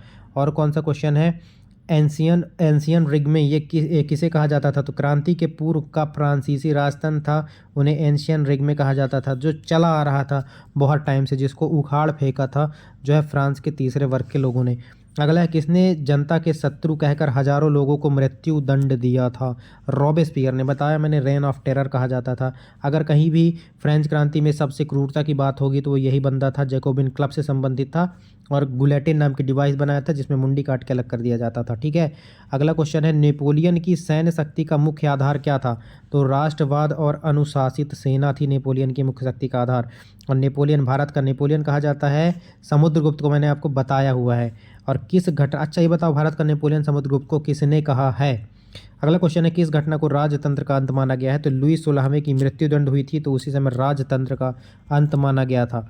और फ्रांसीसी क्रांति का मुख्य उद्देश्य क्या था? तो फ्रांसीसी क्रांति का मुख्य उद्देश्य था निरंकुश शासन का अंत करना, समानता और स्वतंत्रता की स्थापना करना, ठीक है। अगला क्वेश्चन है, 1789 की क्रांति के बाद फ्रांसीसी समाज में क्या बदलाव आया? तो सामंती विशेषाधिकारों की समाप्ति हो गई थी, ये जरूर याद रखिएगा, ठीक है। सामंती विशेषाधिकार मतलब जो अमीर लोग थे उनके पास कुछ एक्स्ट्रा अधिकार थे, उनको जो है ख़त्म कर दिया गया। अगला है, संपत्ति आधारित मताधिकार किस संविधान में था? तो 1791 के संविधान में था। जो टैक्स भरेगा वही जो है वोट दे सकेगा, इसका मतलब होता है संपत्ति मताधिकार आधारित मताधिकार। गिलेटिन को जनता की तलवार क्यों कहा जाता था? क्योंकि इसका उपयोग बड़े पैमाने पर हुआ था भाई, बड़े पैमाने पर। इसमें सीधे मुंडी हटाई जाती थी। किसने समानता का विचार दिया था? तो समानता का विचार किसने दिया था? रूसो ने दिया था। सोशल कॉन्ट्रैक्ट नाम की बुक भी रूसो ने लिखा था, बहुत महान दार्शनिक थे रूसो, ठीक है। अगला है, फ्रांसीसी क्रांति की प्रेरणा किस क्रांति से मिली? तो अमेरिकन क्रांति से, 1776 से। अगला है, संसदीय सरकार की अवधारणा किसने दी थी? तो मॉन्टेस्क्यू ने दी थी संसदीय सरकार की अवधारणा। अगला क्वेश्चन है, कौन से वर्ग को फ्रांसीसी क्रांति का नेतृत्व मिला था? तो मध्यम वर्ग को, ठीक है, जिसे फ्रांसीसी वर्ड में क्या कहा जाता था? वर्गियोसिसी, ठीक है। अगला है, जो वर्गियोसिसी जो शब्द है उसका अर्थ क्या होता है? व्यापारी और पढ़ा लिखा मध्यम वर्ग। देखो क्या होता है, पहला वर्ग और दूसरा वर्ग तो वैसे ही पढ़ा लिखा था, ये पादरी थे और ये जो है कुलीन तंत्र थे। थर्ड वर्ग में भी क्या हुआ कि जो ये कुछ लोग जो है बाहर अपने सामान को बेचते थे, इनके पास पैसा आया, ये लोग पढ़ नहीं पाए लेकिन इन्होंने अपने बच्चों को पढ़ाया। तो एक जो थर्ड क्लास जो थे, जो सबसे नीचे के तबके में थे, उनके बच्चे पढ़े लिखे निकले। तो जो व्यापारी और पढ़ा लिखा मध्यम वर्ग, इन्हीं के द्वारा तैयार किया गया था। ये बच्चे ही पढ़ लिख कर इनके ऊपर इन्वेस्ट किया गया, इन्हें एसेट बनाया गया। और यही मध्यम वर्ग के बच्चे जब पढ़ लिख कर बड़े हुए तो इन्होंने ही आवाज़ उठाना शुरू की, क्योंकि जब तक आप पढ़ते लिखते नहीं हो तब तक आप दबे कुचले रहते हो, आप दो सूखी रोटी को भी अपना जो है डेवलपमेंट मानने लगते हो। तो ये जो है इन्होंने मानने से इनकार किया और ये सवाल करने लगे राजा से। जो तीसरा वर्ग जिन्होंने अपने बच्चों को पढ़ाया लिखाया, तो जो पढ़े लिखे बच्चे थे, जो व्यापारी और पढ़ा लिखा मध्यम वर्ग, ये जो तैयार हुआ था नया नया, अब ये सवाल करने लगा कि अगर तुम जो है पूड़ी सब्जी खा रहे हो तो हम सूखी रोटी क्यों खा रहे हैं। ठीक है, अब ये सवाल करेंगे तो लोगों को भी राजा को भी इसका जवाब देने से हिचकिचाएंगे। फिर ये लोगों को जो है बताएंगे कि तुम्हारे साथ अत्याचार हो रहा है। उसके बाद ही फिर फ्रांसीसी क्रांति जो है अपने चरम पर आती है। ठीक है, तो हालांकि उतना जो है डीप में अपने को नहीं जाना है, अपन थोड़ा फैक्चुअल रहेंगे, लेकिन थोड़ा थोड़ा मैं आपको कहानी बताता रहूँगा। लुई 16वें को क्यों दंडित किया गया? राष्ट्रद्रोह के आरोप में इसको दंडित किया गया था, याद रखिएगा। अगला क्वेश्चन है, नेपोलियन की हार किस युद्ध में हुई थी? तो वाटरलू का युद्ध हुआ था 1815 में और इसी में नेपोलियन की हार हुई थी। और आप मुझे बताइए वाटरलू कहाँ पर है, कमेंट सेक्शन में। अगला है, फ्रांसीसी क्रांति के दौरान किस क्लब का प्रभाव अधिक था? तो फ्रांसीसी जो है जैकोबिन क्लब, आप जानते ही हैं, इसका प्रभाव अधिक था। जैकोबिन क्लब का मुख्यालय कहाँ था? तो पेरिस में था। ठीक है, यूनेस्को का हेडक्वार्टर भी पेरिस में है, याद रखना भाई। और यूनेस्को की वर्तमान में 43 वर्ल्ड हेरिटेज साइट हैं भारत में। यूनेस्को के बारे में बात कर लेते हैं तो अभी 43वें नंबर का है मोइदोम, जो कि असम में है, जो कि टीले दफनाने की एक कला होती है। ठीक है, अगला है, रेन ऑफ टेरर कब तक चला? 1793 से 1794। अगला है, आतंक के शासन के दौरान सबसे ज़्यादा लोगों को मारने वाला कौन था? तो रॉबेस्पियर ही था। जहाँ ही निर्दयता की बात आएगी तो आप रॉबेस्पियर लगाइएगा। अगला है, फ्रांसीसी क्रांति में किस रंग का झंडा अपनाया गया? नीला, सफ़ेद, लाल, जो कि तिरंगा था, हमने ऊपर देखा। नेपोलियन ने किस वर्ष सम्राट का ताज पहना? 1804 में पहना था और नेपोलियन कोड लाने वाला यही बंदा था। और अगला है, फ्रांस की राष्ट्रीय सभा की पहली बैठक कहाँ हुई थी? वर्साई में हुई थी और वर्साई की संधि बड़ी फेमस है। ठीक है, याद रखिएगा। टेनिस कोर्ट शपथ का मुख्य उद्देश्य क्या था? तो नया संविधान बनाना ही टेनिस कोर्ट शपथ का मुख्य उद्देश्य था। और किस वर्ग ने टेनिस कोर्ट शपथ ली थी? तीसरे वर्ग ही लेगा, क्योंकि यही सबसे ज़्यादा शोषित था। ठीक है, अगला है, declaration of right of man की प्रेरणा अमेरिकी स्वतंत्रता जो है की घोषणा से की गई थी। यहाँ पर वुमेन नहीं है, याद रखना, महिलाओं को दबाया गया था। मारिया एंटोनेट किस देश की राजकुमारी थी? ऑस्ट्रिया देश की राजकुमारी थी मारिया एंटोनेट। कौन है मारिया एंटोनेट, आप बताइए? पहले वीडियो में मैं बता चुका हूँ। नेपोलियन का शासन किस रूप में था? तो सैन्य तानाशाही था, मैं ये भी पिछले वीडियो में डिस्कस कर चुके हैं। तो ये आपके जो है अगले 50 से 130 सवाल मैंने रैपिड फायर के रूप में थोड़े थोड़े कॉन्सेप्ट देकर भी क्लियर करने की आपकी कोशिश की है। ये पूरे 400 क्वेश्चन का सेट है आपका। फ्रेंच रेवोल्यूशन से एक भी प्रश्न बाहर नहीं जाएगा। उसके बाद अपन जो है और भी वर्ल्ड हिस्ट्री के इंपॉर्टेंट टॉपिक सारे के सारे जो उसमें दिए गए हैं वो उठाएंगे। फिर अपन जो है नेक्स्ट टॉपिक में जाएंगे, क्योंकि वर्ल्ड हिस्ट्री कोई पढ़ा नहीं रहा है यूट्यूब में अच्छे से। सब जो है कोर्स बेचने में लगे हुए हैं मेरे भाई। तो आप देखिए, पढ़िए और अपना सिलेक्शन लीजिए। और अब तो ये और भी ज़्यादा इंपॉर्टेंट हो गई है ये मेरी सीरीज़, क्योंकि जो आपके जो है बिजली विभाग में भी ये जो है टॉपिक जुड़ा हुआ है। तो आप बिल्कुल बहुत अच्छे से देखिए, बहुत अच्छे से कंप्लीट कीजिए और बहुत ऑल द बेस्ट है आपको। और हमारे चैनल को सब्सक्राइब जरूर कर लीजिएगा, जिससे हमें मोटिवेशन मिलता है मेरे भाई। ठीक है, तो आपके फ्यूचर के लिए ऑल द वेरी बेस्ट। मिलते हैं अगले पार्ट में, तब तक के लिए जय हिंद, जय भारत। जय हिंद दोस्तों, आई थिंक अपन ने 130 क्वेश्चन तक कर लिया था। ये आपका वर्ग 3 जो मध्य प्रदेश में आया हुआ है, इसके अलावा मैं बता दूं एमपी बिजली विभाग के लिए भी इक्वली इंपॉर्टेंस रखता है। जो आपका सामाजिक विज्ञान वाला पोर्शन जुड़ा हुआ है, उसमें अपन कर रहे हैं फ्रेंच रेवोल्यूशन, जो आपका हिस्ट्री, वर्ल्ड हिस्ट्री का पार्ट जुड़ा हुआ है। इसमें फ्रेंच रेवोल्यूशन में 130 क्वेश्चन अपन कर चुके हैं। आगे बढ़ते हैं। इससे पहले अगर आपने 2 पार्ट नहीं देखे हैं तो उनको ज़रूर से देखिएगा। ठीक है, तो अगला क्वेश्चन है 131वें नंबर के क्वेश्चन शुरू करते हैं। फ्रांस में संवैधानिक राजतंत्र कब तक रहा? तो 1791 से 1792 तक रहा संवैधानिक राजतंत्र। अगला है, संवैधानिक राजतंत्र, संवैधानिक भी था और राजतंत्र इसलिए था क्योंकि जब यहाँ पे आंदोलन वगैरह किया गया था ना, जो मैंने आपको बताया था बेस्टिल का किला जब ढाया गया था, तो जो लुई द 16 था, लुई द 16 कौन था मैं पिछले वीडियो में बता चुका हूँ, इसलिए आप ज़रूर उसको देखिएगा। तो जो लुई द 16 राजा था, उसको हटाया नहीं गया था, बस उसको बोला गया था कि तुम अब निरंकुश होकर अपने हिसाब से एक डिक्टेटर की तरह, एक तानाशाह की तरह काम नहीं करोगे, अब तुम संविधान से चलोगे। तो संविधान बनाया गया था, लेकिन राजतंत्र भी था, इसलिए इसको संवैधानिक राजतंत्र कहा गया। और 1791 से 1792 तक जो है ये रहा था। और इसी तरह आपको अच्छा कंटेंट देते रहेंगे। वीडियो को लाइक, चैनल को सब्सक्राइब जरूर कर लीजिएगा। अगला क्वेश्चन है, किस संविधान में समाजवाद का संकेत मिलता है? तो 1793 का जो संविधान है उसमें समाजवाद का संकेत मिलता है, याद रखिएगा। अगला है, फ्रांसीसी क्रांति से जन जागरूकता कैसे फैली? इसके आंसर से पहले मैं आपको बताना चाहूँगा, टेलीग्राम चैनल ज्वाइन कर लीजिएगा, वहाँ से ये PDF आपको मिल जाएगी। जैसे ही ये सीरीज़ ख़त्म होगी।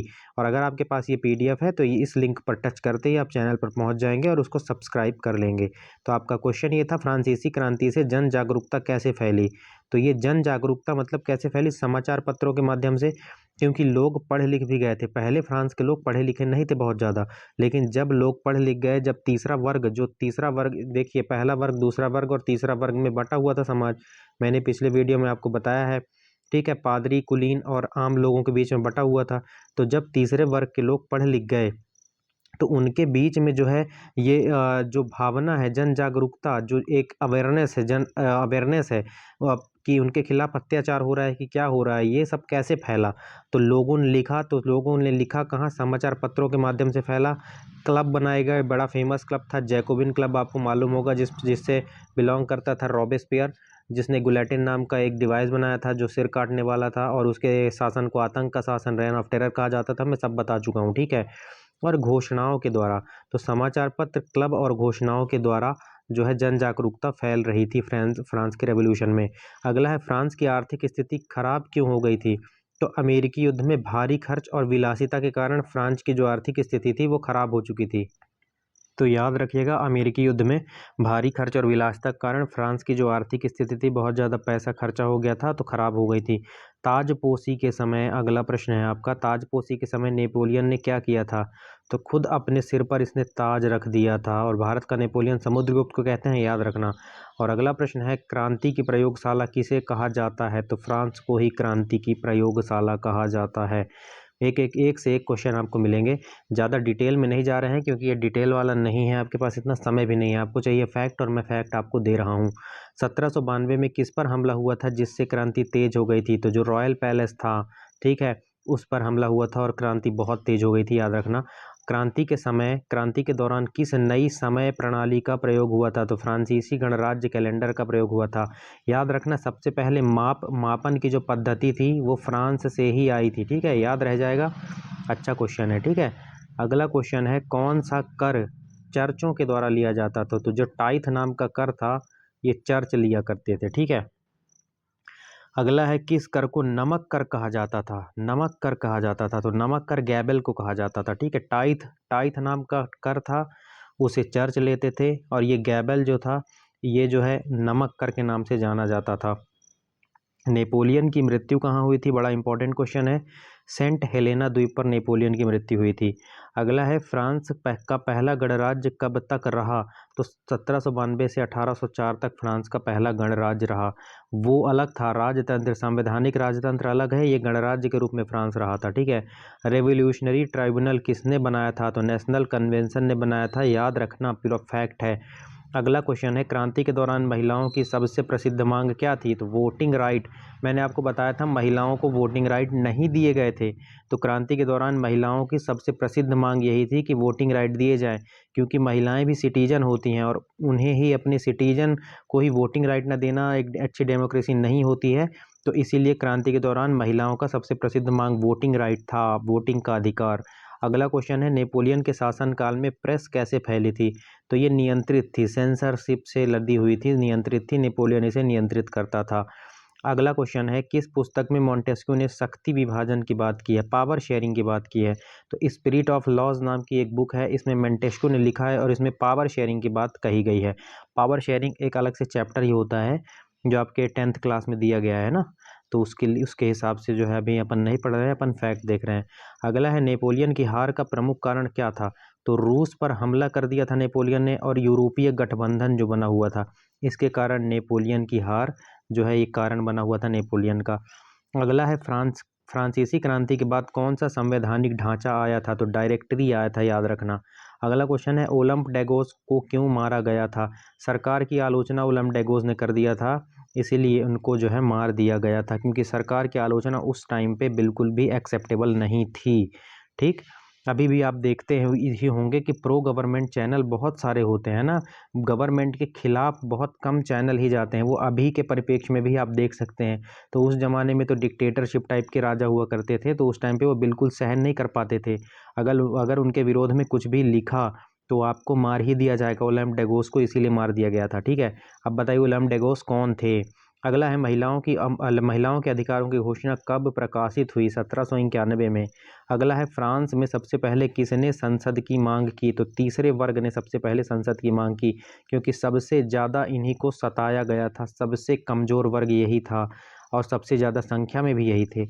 अगला है किसने फ्रांसीसी क्रांति को मानव अधिकारों की क्रांति कहा?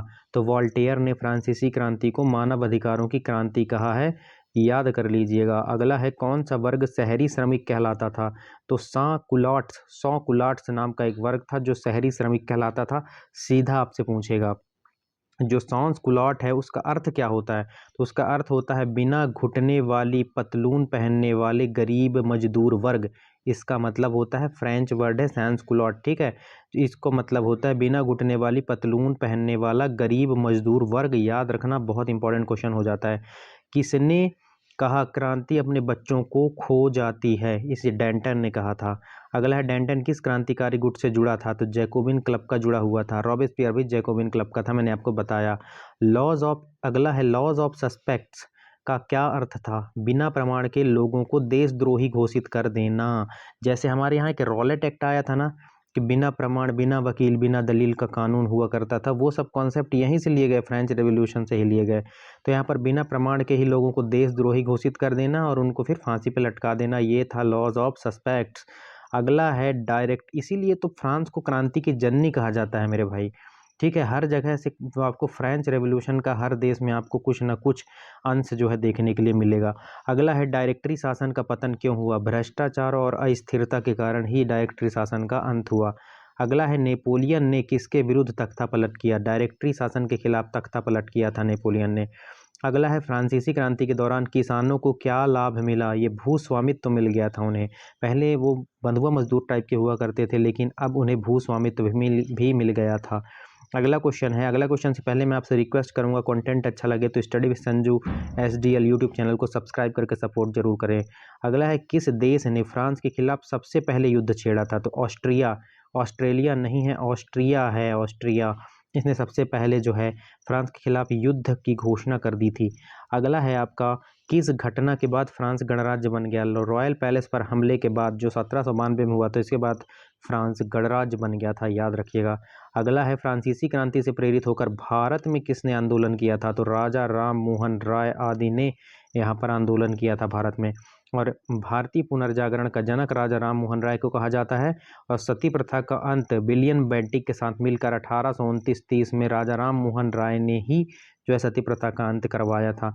फादर ऑफ इंडियन रेनेसां या भारतीय पुनर्जागरण के जनक के रूप में राजा राम मोहन राय को जाना जाता है, बहुत ही फेमस पर्सनालिटी हैं। अगला क्वेश्चन है क्रांति में सबसे अधिक भूमिका किस वर्ग की थी? तो मध्य वर्ग की सबसे ज़्यादा भूमिका क्रांति में थी, ठीक है, मध्य वर्ग। अगला है फ्रांसीसी क्रांति का वैश्विक महत्व क्या था? लोकतंत्र, समानता और मानवाधिकारों का प्रचार, ये फ्रांसीसी क्रांति का वैश्विक महत्व था। अगला है रेन ऑफ टेरर का प्रमुख उद्देश्य क्या था? क्रांति की विरोधियों का दमन कर देना। अगर आप सरकार के खिलाफ जाओगे तो आपको जो है सूली पर चढ़ा देंगे, मतलब एक गुलेटिन डिवाइस होती थी, उसमें सिर डालकर और सिर कलम कर दिया जाता था। अगला है ओलम डेगोस का मूल नाम क्या था? मैरी गॉस नाम था ओलम डेगोस का मूल नाम, याद रखना। अगला है रॉबेस्पियर की विचारधारा क्या थी? कठोर न्याय और जनहित, ठीक है, कठोर न्याय और जनहित, ये रॉबेस्पियर की क्या थी? विचारधारा थी। ये जरूर से आपको याद ही रखना है ये, ठीक है, क्योंकि यह अपने खिलाफ कुछ भी सुन नहीं पाता था। अगला क्वेश्चन है किस क्लब ने महिलाओं की भागीदारी पर रोक लगाई थी? तो जैकोबिन क्लब था, रॉबेस्पियर इसी से था। और 1789 की घटनाओं के बाद सबसे बड़ा सामाजिक परिवर्तन क्या हुआ? विशेषाधिकार समाप्त हो गए। किसी विशेष वर्ग को विशेषाधिकार दिए गए थे, उनको समाप्त कर दिया गया था।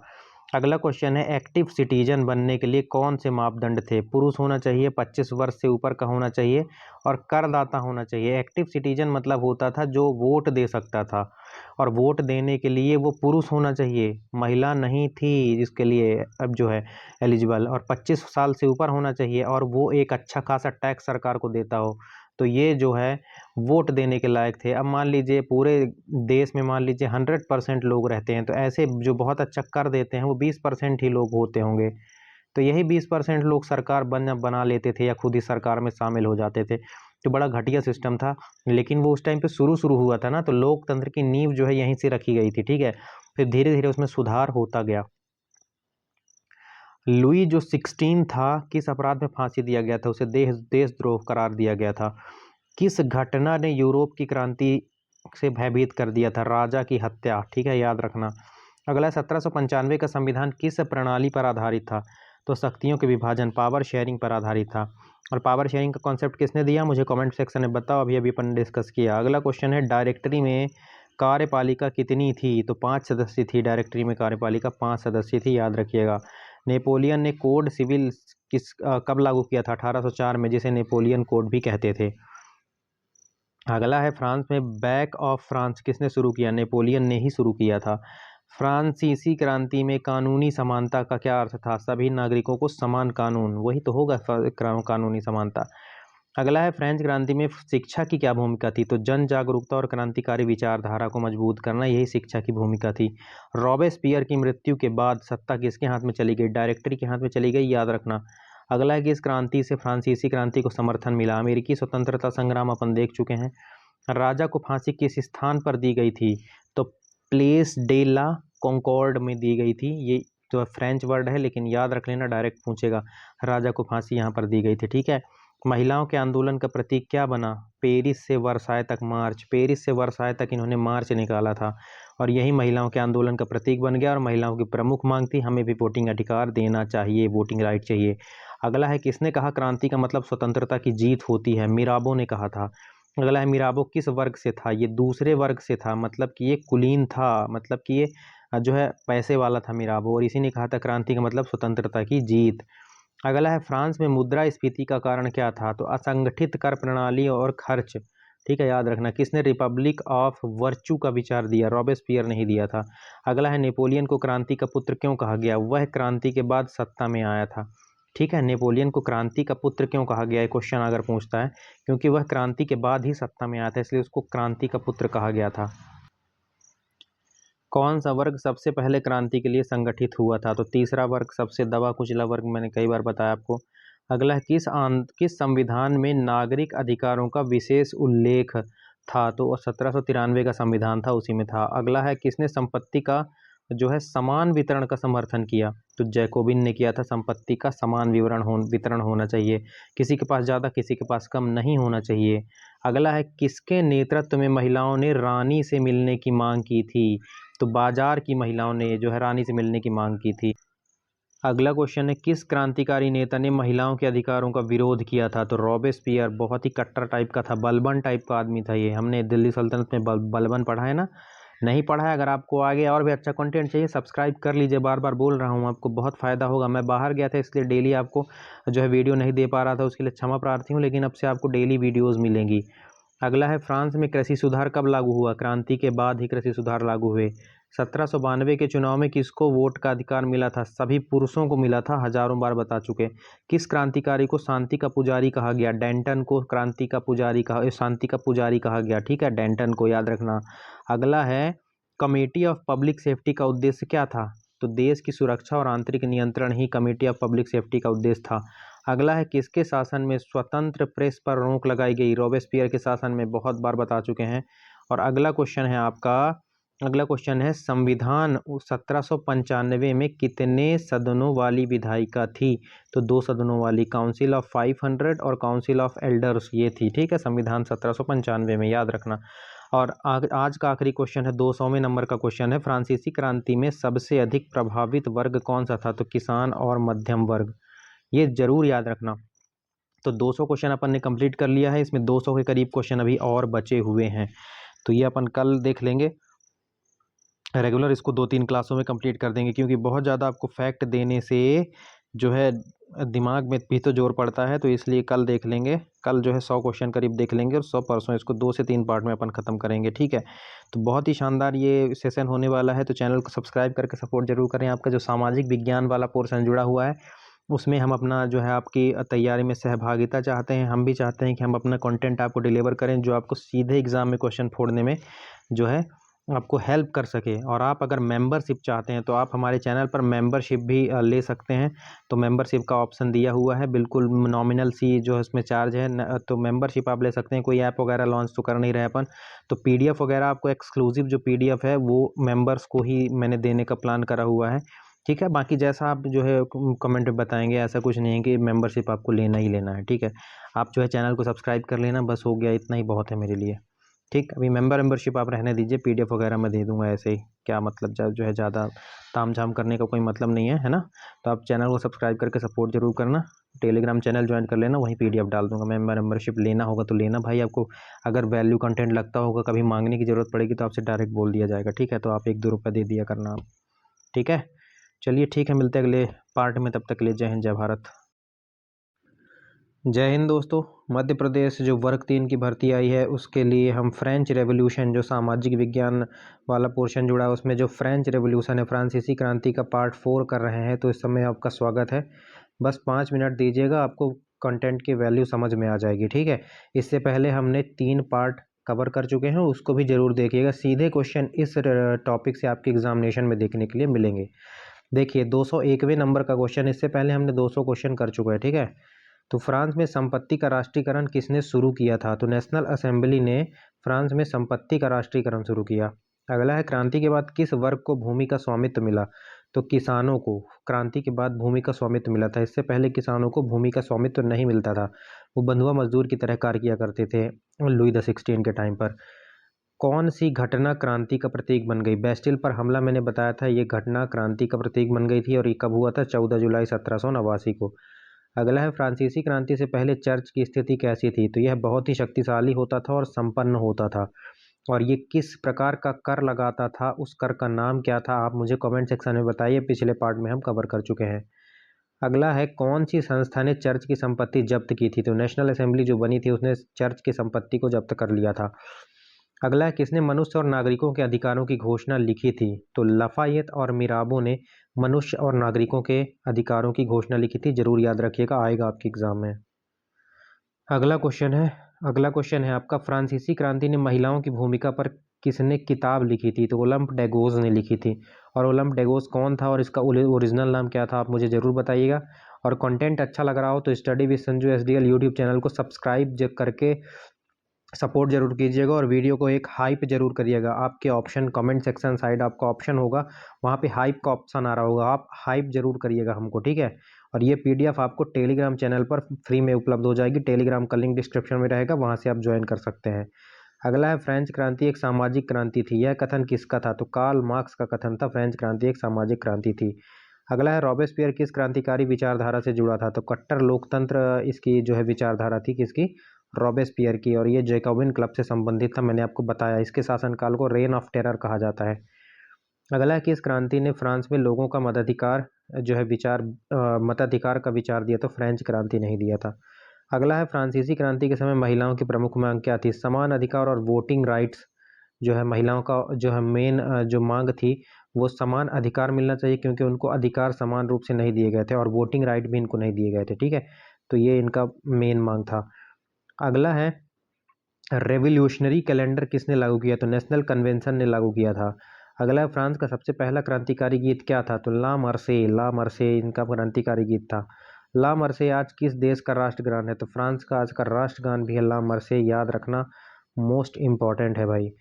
215वें नंबर का क्वेश्चन है आपका, नेपोलियन ने खुद को सम्राट किस स्थान पर घोषित किया था? तो नोट्रे डेम चर्च पेरिस में नेपोलियन ने खुद को सम्राट घोषित कर दिया था।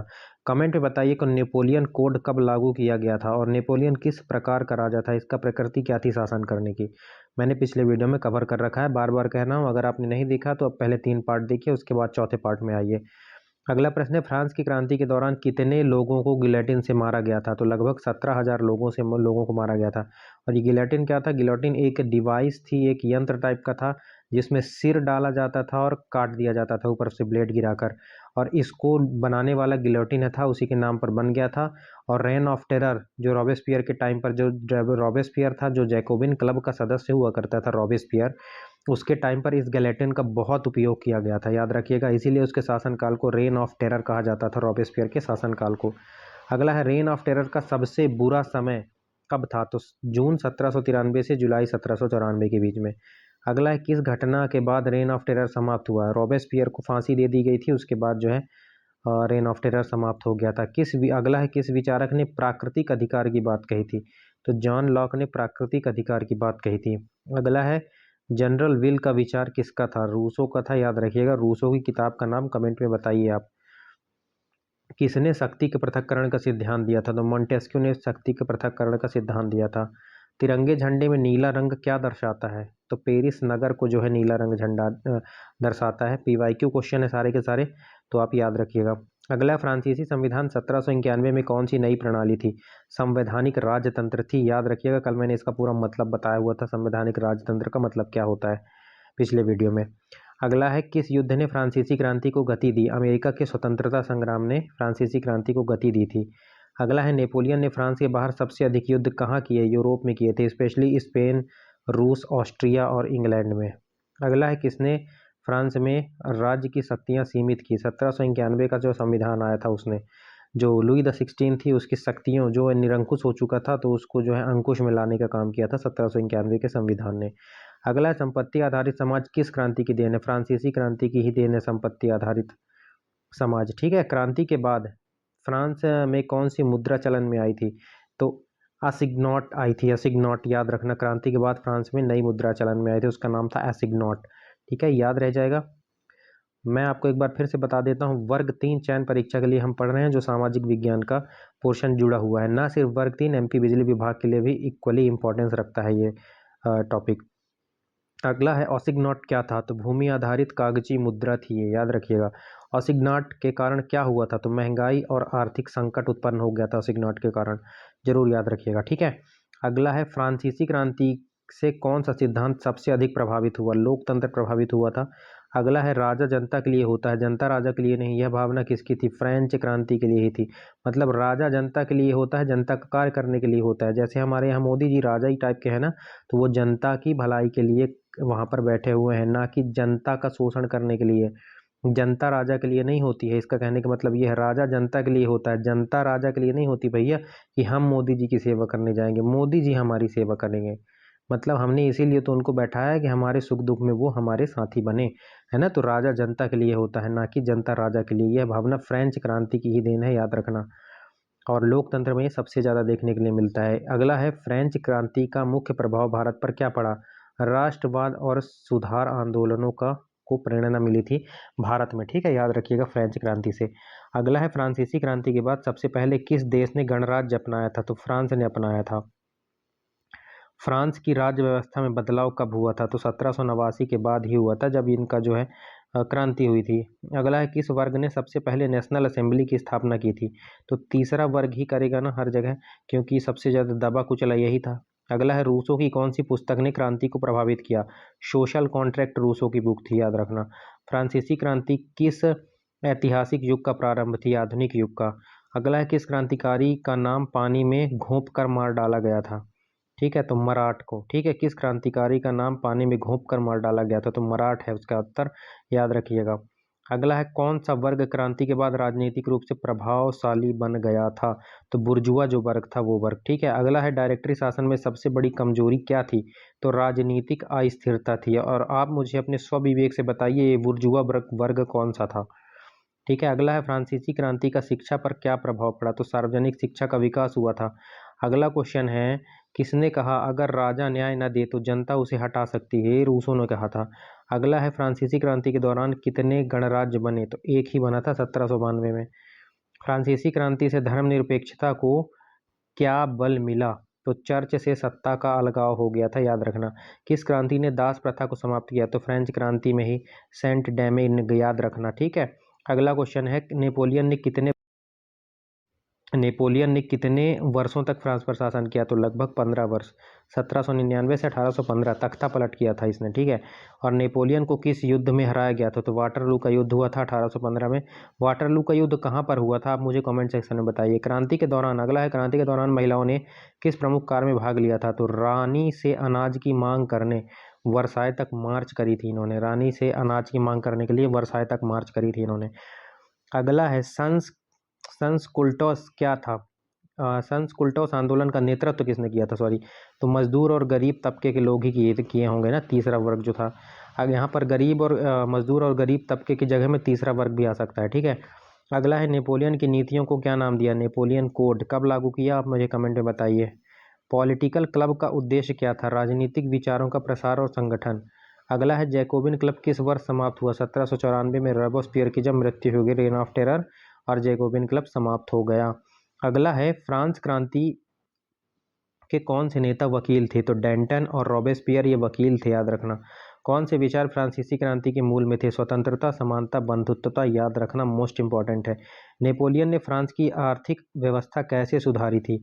तो बैंक ऑफ फ्रांस की स्थापना करके। तो बैंक ऑफ फ्रांस की स्थापना किसने करी आपसे पूछ सकता है, नेपोलियन ने करी।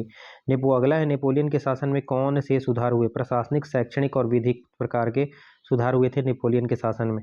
देखिए रैपिड फायर राउंड है ये, ठीक है, आपको रिवीजन करवाना मेरा उद्देश्य है। आपका पेपर है 31 अगस्त से चालू, तो आपको जो एकदम डिटेल से बताने की कोशिश कर रहे हैं वो आपके साथ खिलवाड़ कर रहे हैं, ठीक है।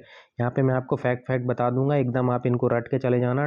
टेलीग्राम पे जाएगा PDF, उसको देख लेना, 3-4 बार देख लेना, वहाँ पर टिक लगा के आ जाना, नौकरी ले लेना, ख़त्म खेल करना, ठीक है। यहाँ अभी सबसे ज़्यादा ज़रूरत है आप कोर्स बेचने वालों से, और बिल्कुल दूर रहिए, ठीक है। आपको जहाँ पे अच्छा कंटेंट, आपको वैल्यूएबल, इतने बड़े हो गए हो, इतनी सद्बुद्धि भगवान ने आपको दी है, तभी सरकारी नौकरी की तैयारी कर रहे हो, है ना। और एक एग्ज़ाम निकालने के बाद ये जो है आप मेंस दे रहे हो, आप टीचर भर्ती टेस्ट वाला, ठीक है। डी एड वालों को शायद इस बार एलिजिबल किया हुआ है। तो इतनी बुद्धि तो दी हुई है, तो आप भटकाव से बचो और अपना जो आपको जहाँ भला लगता हो, मैं नहीं कहता मेरे चैनल आपको बकवास लगता है तो आप अनसब्सक्राइब कर दो अभी इसको। जहाँ पे आपको अच्छा लगता हो वो वाला आप देखो, नोट्स बनाओ या PDF से पढ़ो और अपना एग्ज़ाम निकालो और निकलो। ये कोर्स बेचने वालों से बच के रहना मेरे भाई, पहले से बता दे रहा हूँ, नहीं तो ये तुम्हारी ज़िंदगी खा जाएंगे। अगला प्रश्न देखो, चलो अपन जो है टाइम वेस्ट नहीं करते, थोड़ा सा ज्ञान की बात बताना आपको ज़रूरी है। और अगर वैल्यूएबल लगता है मेरा कंटेंट, आपको मेरी बात वैल्यूएबल लगती है, तो आप चैनल को सब्सक्राइब, वीडियो को लाइक ज़रूर करिएगा और हाइप ज़रूर करिएगा, हाइप दीजिएगा। कमेंट सेक्शन में जाएंगे तो हाइप ज़रूर करेंगे, जिससे क्या है कि ज़्यादा सर्चेबल बनाता है हमारे कंटेंट को, ठीक है। तो हाइप ज़रूर करना आप, और कमेंट करके बताना कैसा लगा। अगला है फ्रांस में महिलाओं की स्थिति क्रांति के बाद कैसी थी?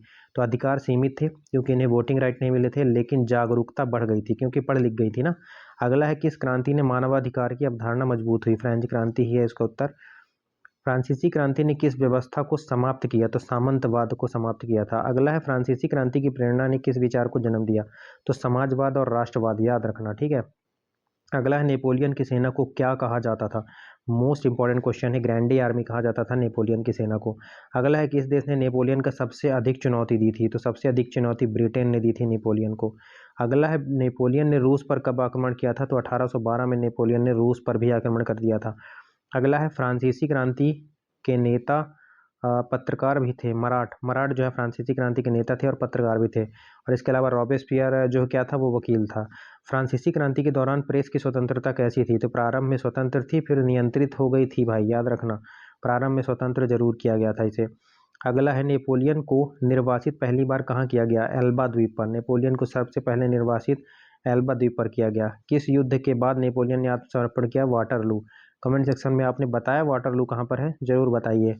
नेपोलियन कोड का प्रभाव कहाँ तक पड़ा? पूरे यूरोप में पड़ा था। अगला है किस महिला ने महिलाओं की शिक्षा पर जोर दिया था? तो महिलाओं की शिक्षा पर जोर दिया था ओलम टैगोस, नाम याद रख लेना। अगला है कौन से क्लब में व्यापारी वर्ग की भूमिका अधिक थी? तो जो व्यापारी वर्ग जो है उसका प्रभुत्व ज़्यादा था, गिरोंडिस्ट क्लब था, याद रखना, ठीक है। अगला है क्रांति के बाद किस क्षेत्र में सुधार सबसे अधिक हुआ? तो प्रशासन और कानून में।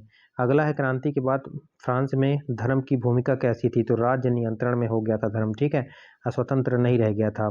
अगला है किस क्रांति का तानाशाह कहा गया? किसे क्रांति का तानाशाह? तो रॉबेस्पियर, रेन ऑफ टेरर वाला। फ्रांसीसी क्रांति का यूरोप में क्या असर पड़ा? राजशाही के खिलाफ विद्रोह फैले थे, याद रखना। अगला है फ्रांसीसी क्रांति के आदर्श किस संविधान में शामिल है? तो भारत के संविधान में बिल्कुल शामिल है। अगला है फ्रांसीसी क्रांति ने किस वर्ग को शक्ति दी? तो तीसरा वर्ग है आपका, जो मध्यम वर्ग है वही ना है। अगला देखो, अगला जैकोबिन नेताओं में सबसे कट्टरपंथी रॉबेस्पियर। रॉबेस्पियर का आप एक क्वेश्चन लिख के ले लीजिए और नेपोलियन से एक क्वेश्चन आप लिख के ले लीजिए, आपके एग्जाम में आना ही आना है। अगला है डायरेक्टरी शासन में कितनी कार्यकारी शक्तियाँ थी? 5 थी, ये भी मोस्ट इंपॉर्टेंट प्रश्न है। अगला है फ्रांसीसी क्रांति के विचार, फ्रांसीसी क्रांति के विचार कहाँ कहाँ फैले? तो पूरे यूरोप में, लैटिन अमेरिका और भारत में फैले, ठीक है। अगला है फ्रांसीसी क्रांति के दौरान कितने संविधान बने? 3, 1791, 1793 और 1795 में संविधान बने थे, याद रखना। अगला है फ्रांसीसी क्रांति से पहले चर्च की भूमिका क्या थी? तो चर्च न्याय और कर संग्रह करता था, मतलब न्याय भी करता था चर्च, और कर का संग्रह भी करता था, जो राजा को करना चाहिए था। तो ये किस प्रकार का कर लेता था, मैंने कल बताया था चर्च किस प्रकार का कर लेता था। आप मुझे कमेंट सेक्शन में बताइए। अगला फ्रांसीसी क्रांति का अंतिम उद्देश्य क्या था? समान और लोकतांत्रिक समाज था, याद रखना। रॉबेस्पियर के बाद शासक किसके पास गया था? तो डायरेक्टरी के पास चला गया था, आपको मालूम होना चाहिए। अगला है फ्रांसीसी क्रांति के दौरान कौन सी संस्था निष्क्रिय रही? तो राजतंत्र, ये निष्क्रिय हो गई थी। राजतंत्र के विरोध में ही तो क्रांति हुई थी भाई। अगला है किस संविधान में मताधिकार सबसे व्यापक था? तो 1793 का संविधान। अगला है नेपोलियन ने शिक्षा को कैसे सुधारा? राज नियंत्रण और विद्यालयों की स्थापना करी थी नेपोलियन ने, और बैंक ऑफ फ्रांस की भी स्थापना करी थी, याद रखना। अगला है फ्रांसीसी क्रांति के प्रमुख आर्थिक कारण क्या थे? तो कर की असमानता थी, ऋण बहुत ज़्यादा हो गया था, और महंगाई बहुत ज़्यादा बढ़ गई थी। टोटल राजा निरंकुश हो गया था, इसलिए क्रांति हो गई थी। अगला है क्रांति में कानूनी समानता के सिद्धांत की स्थापना किसने की? तो नेशनल असेंबली ने की। क्रांति, अगला है क्रांति में किसने कहा अब राजा जनता के अधीन होगा? अब्बे सिरोज ने कहा था अब राजा जनता के अधीन होगा और हो भी गया था। अगला क्वेश्चन है फ्रांस में 1789 से पहले शासन प्रणाली को क्या कहते थे? तो एंशियन रिग में कहा जाता था। एंशियन रिग में मतलब एंशियंट से निकला हुआ वर्ड है, ठीक है। एंशियन रिग में कहा जाता था। अगला है फ्रांसीसी क्रांति में राष्ट्रीयता की भावना कैसे फैली? तो सैनिक सेवा, शिक्षा और प्रचार से फैली थी। कैसे कैसे प्रचार हुए आप मुझे कमेंट में बताइए, बता चुका हूँ आपको। अगला है 1793 में किसने एकाधिकार स्थापित कर लिया था? रॉबेस्पियर ने, मैंने बताया रेन ऑफ टेरर। किस फ्रांसीसी महिला को महिला क्रांति की जननी कहा जाता है? ओलम्प डेगोस को कहा जाता है भाई, ये भी याद रख लेना, ये भी क्वेश्चन आएगा। अगला है फ्रांसीसी क्रांति की प्रेरणा से भारत किस आंदोलन को बल मिला था? तो 1857 की क्रांति और सुधार आंदोलनों में भारत में बल मिला था। अगला है फ्रांस में कानून बनाने का अधिकार किसे सौंपा गया था? तो नेशनल असेंबली को कानून बनाने का अधिकार सौंपा गया। अगला है कौन सा विचार फ्रांसीसी क्रांति के बाद मजबूत हुआ? तो लोकतंत्र और राष्ट्रवाद। अगला है रॉबेस्पियर की गिरफ्तारी किस दिन हुई थी? तो रॉबेस्पियर की गिरफ्तारी का दिन याद रखना 27 जुलाई 1794 को हुई थी, याद रखना। अगला है रॉबेस्पियर को मृत्युदंड कब दिया गया? 28 जुलाई 1794। अगला है फ्रांसीसी क्रांति की सबसे बड़ी देन क्या है? स्वतंत्रता, समानता, बंधुत्वता का सिद्धांत मोस्ट इंपॉर्टेंट है, लिख लेना। 300 प्रश्न हो चुके हैं, अब अपन आज पूरे के पूरे इसको कंप्लीट कर देंगे 400 तक। अगला है फ्रांसीसी क्रांति के दौरान किसने सामाजिक अनुबंध की अवधारणा दी थी? तो रूसो ने। अगला है स्वतंत्रता, समानता, बंधुत्वता का आदर्श सबसे पहले कहाँ लागू किया गया? फ्रांस में 1789 की क्रांति के बाद, याद रखना। वीडियो को लाइक, चैनल को सब्सक्राइब और हाइप जरूर कर देना भाई, बार बार रिक्वेस्ट कर रहा हूँ। अगला फ्रांसीसी क्रांति के समय संविधान बनाने की जिम्मेदारी किसके पास थी? नेशनल असेंबली के पास थी। अगला फ्रांस में सामंती व्यवस्था को किसने समाप्त किया? नेशनल असेंबली ने, 4 अगस्त 1789 को, याद रखना भाई। अगला है फ्रांस की राष्ट्रीय गार्ड का नेतृत्व किसने किया? लिफायत ने किया था। अगला है क्रांति से पहले किस वर्ग के पास न्यायिक अधिकार थे? तो कुलीन वर्ग के पास, जो दूसरा वर्ग था है ना, उसके पास न्यायिक अधिकार थे। अगला है किस क्रांति के बाद महिलाओं का संगठित राजनीतिक आंदोलन प्रारंभ हुआ? तो फ्रांसीसी क्रांति के बाद। अगला है क्रांति के दौरान महिलाओं द्वारा प्रस्तुत प्रमुख मांग क्या थी? तो उन्हें वोटिंग राइट दीजिए, शिक्षा दीजिए, और संपत्ति का में भी उनको अधिकार चाहिए था। तो ये सब आपको जो है फ्रांसीसी क्रांति की ही देन है, आप याद रखना, ठीक है। अगला है फ्रांसीसी क्रांति से किस नए सामाजिक वर्ग का उदय हुआ? तो बुर्जुआ वर्ग था, जो व्यवसायी मध्यम वर्ग था। मैंने आपको बोला था ना बुर्जुआ वर्ग कौन सा था? तो व्यवसायी मध्यम वर्ग जो था वही बुर्जुआ वर्ग था, मैंने पूछा भी था आपसे कुछ देर पहले। अगला है किसने कहा तीसरा वर्ग ही संपूर्ण राष्ट्र है? अब्बे सिएज ने कहा था तीसरा वर्ग ही संपूर्ण राष्ट्र है। अगला है कौन सी समिति ने आतंक का शासन चलाया था? तो सार्वजनिक सुरक्षा समिति ने चलाया था, कमेटी ऑफ पब्लिक सेफ्टी ने चलाया था भाई, रेन ऑफ टेरर, ठीक है। अगला है जनता के मित्र पत्रिका का संपादक कौन था? तो मराठ था, याद रखना। अगला है फ्रांसीसी क्रांति में सबसे पहले किस वर्ग ने कर चुकाने से इनकार किया? तीसरे वर्ग ने ही किया था, क्योंकि सबसे ज़्यादा कर यही देता था ना। अगला है फ्रांसीसी क्रांति से किस परंपरा की नींव पड़ी? गणराज्य और लोकतांत्रिक परंपरा की नींव पड़ी। अगला है सेंस कुल्टोस आंदोलन किनके विरुद्ध था? कुलीन वर्ग और अमीर व्यापारियों के विरुद्ध था, याद रखना। अगला है फ्रांसीसी क्रांति के कारण मुख्य आर्थिक समस्या क्या थी? तो करों की असमानता और राजकोषीय घाटा। अगला क्वेश्चन है नेशनल असेंबली ने किस वर्ष में चर्च की सारी संपत्ति जब्त कर ली? 1789 में। अगला है फ्रांस में गिलेटिन का प्रयोग क्यों किया गया था? तो मृत्युदंड को सार्वजनिक और समान बनाने हेतु गिलेटिन का उपयोग किया गया था। अगला है रेन ऑफ टेरर के समय किस न्यायालय की स्थापना हुई? तो क्रांतिकारी न्यायालय की स्थापना हुई। अगला है क्रांति के दौरान महिलाएं सबसे अधिक सक्रिय कहाँ रहीं? पेरिस में रही थी, याद रखना। अगला है 1793 का संविधान किस विचारधारा पर आधारित था? प्रत्यक्ष लोकतंत्र और सार्वभौमिक मताधिकार पर आधारित था। अगला है नेपोलियन की कौन सी नीति सबसे स्थायी रही? नेपोलियन कोड 1804 में। ठीक है, मैंने पूछा, आपने बताया कि नहीं बताया अभी तक। फ्रांस में चर्च और राज्य के बीच दूरी कब स्थापित हुई? 1790 में सिविल कॉन्स्टिट्यूशन ऑफ क्लर्जी से, याद रखना। मोस्ट इंपॉर्टेंट क्वेश्चन की श्रेणी में इसको रखना। पूछ रहा है फ्रांस में चर्च और राज्य के बीच दूरी कब हुई? तो 1790 में सिविल इंस्टीट्यूट ऑफ क्लर्जी जब आया था तब। ठीक है, और study with Sanju YouTube channel को सब्सक्राइब करके सपोर्ट जरूर करें और वीडियो को हाइप और लाइक दोनों करें। ठीक है, अगला क्वेश्चन है क्रांति के समय फ्रांस की राजधानी क्या थी? पेरिस थी। अगला है बेस्टियल दिवस 14 जुलाई को मनाया जाता है, इस दिन राष्ट्रीय दिवस होता है। ठीक है, बेस्टियल क्या है आप मुझे कमेंट में बताइए। अगला है फ्रांसीसी क्रांति के दौरान रानी मारिया एंटोनेट पर क्या आरोप था? देशद्रोह और जनता की उपेक्षा का आरोप था। अगला अच्छा ये मुझे बताइए रानी मारिया एंटोनेट कौन थी? अगला है युद्ध किस युद्ध के बाद नेपोलियन को सम्राट घोषित किया गया? तो ऑस्ट्रिच की विजय के बाद। ठीक है, ऑस्ट्रिया है वैसे, ऑस्ट्रिच की विजय के बाद, आप याद रखना। अगला है फ्रांसीसी क्रांति के किस चरण में गणराज्य घोषित हुआ? 1792 में राजा को हटाने के बाद। अगला है मिरोंडिस्ट किस वर्ग के प्रतिनिधित्व करते थे? मध्यम वर्ग, जो व्यापारी और पेशेवर वर्ग थे उनका मिरोंडिस्ट करते थे। ठीक है, याद रखना। अगला है जैकोबिन किस नीति का समर्थन करते थे? तो जैकोबिन क्रांतिकारी आतंक और आम जनता के अधिकार के बारे में बात करते थे, और इनका मेन आदमी कौन था?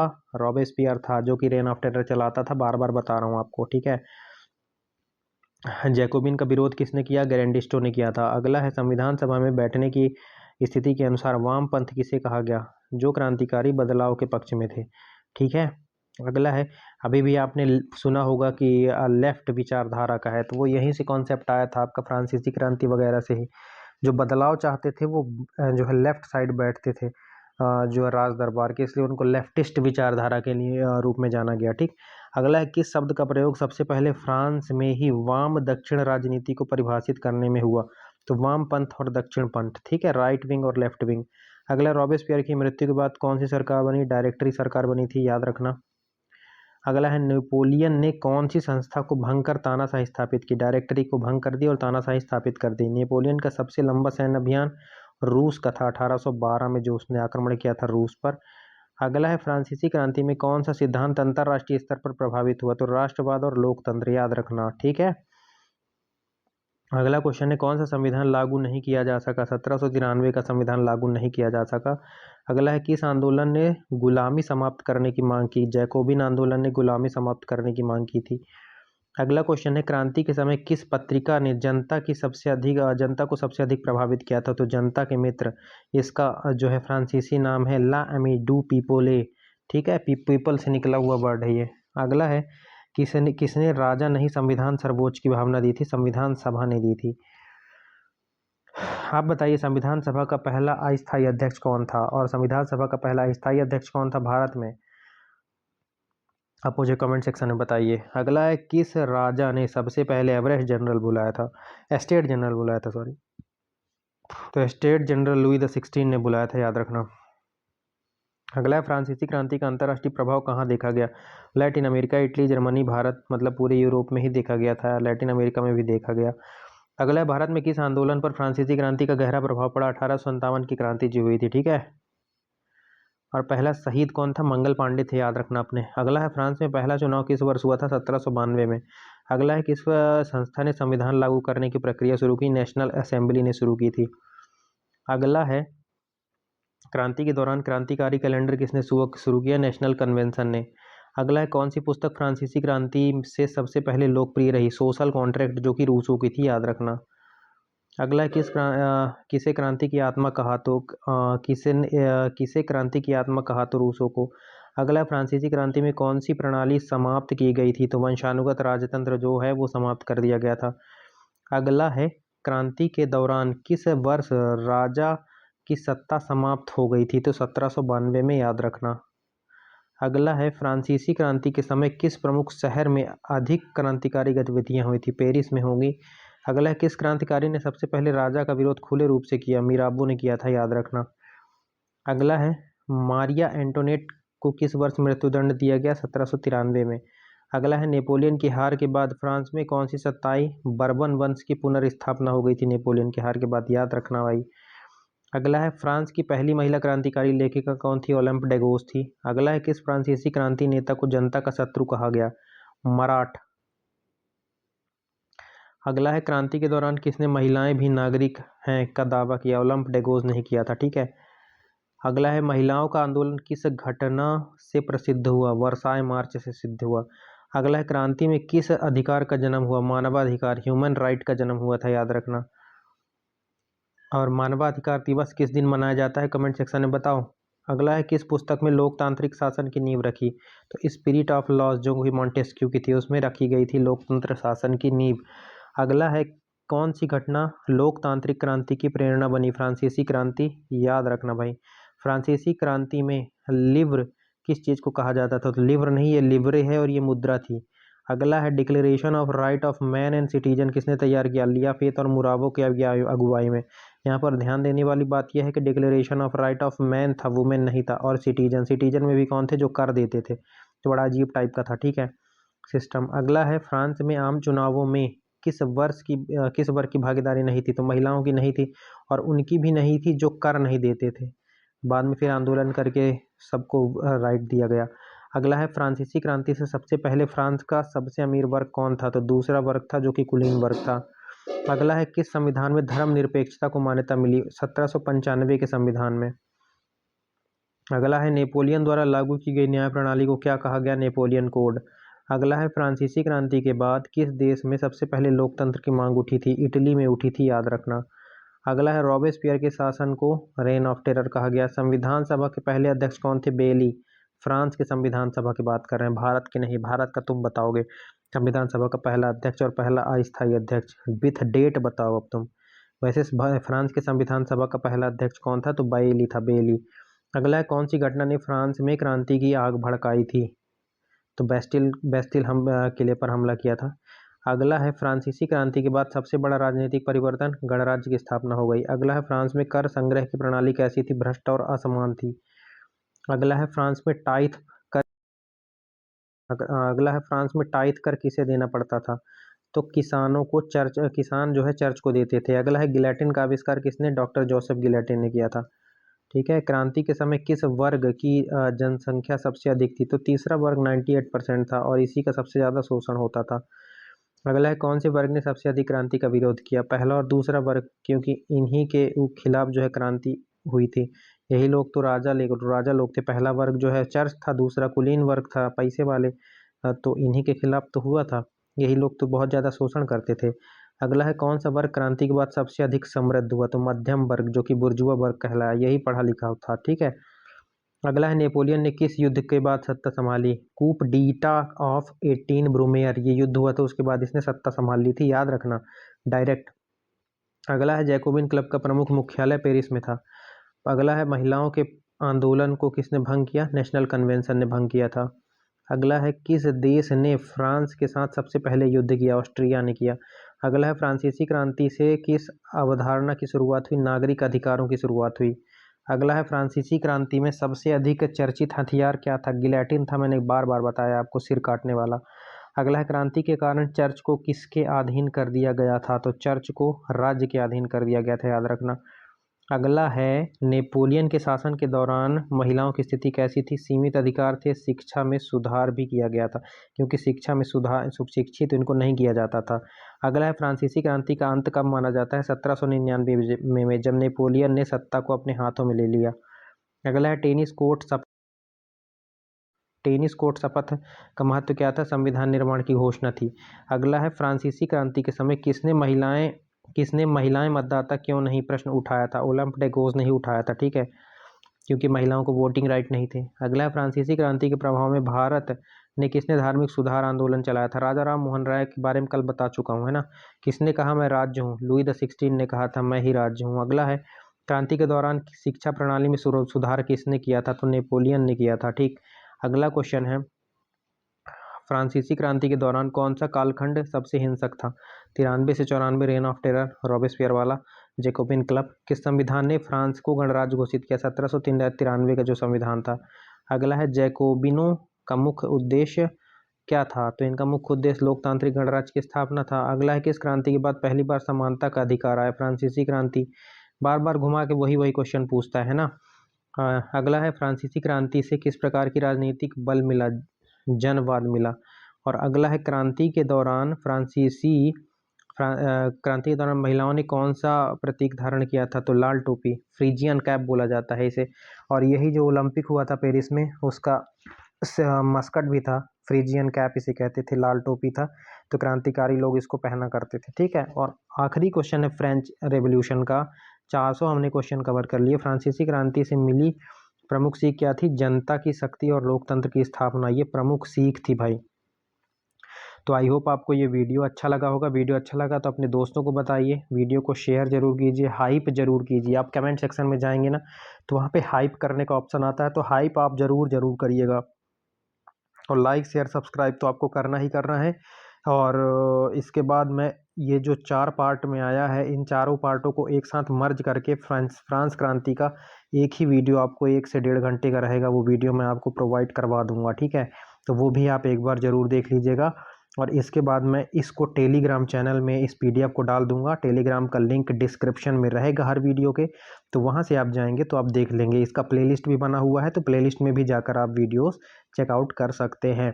तो चलिए, आई होप आपको समझ में आया होगा। अगर समझ में आया है तो वीडियो को लाइक, चैनल को सब्सक्राइब करके सपोर्ट जरूर करिए। मिलते हैं वर्ल्ड हिस्ट्री या इंडियन हिस्ट्री के किसी अगले पार्ट में। तब तक के लिए जय हिंद, जय भारत। खुश रहिए, मस्त रहिए, व्यस्त रहिए, पढ़ते रहिए, मुस्कुराते रहिए। और स्टडी विजन जो यूट्यूब चैनल को सब्सक्राइब करके सपोर्ट जरूर कीजिए।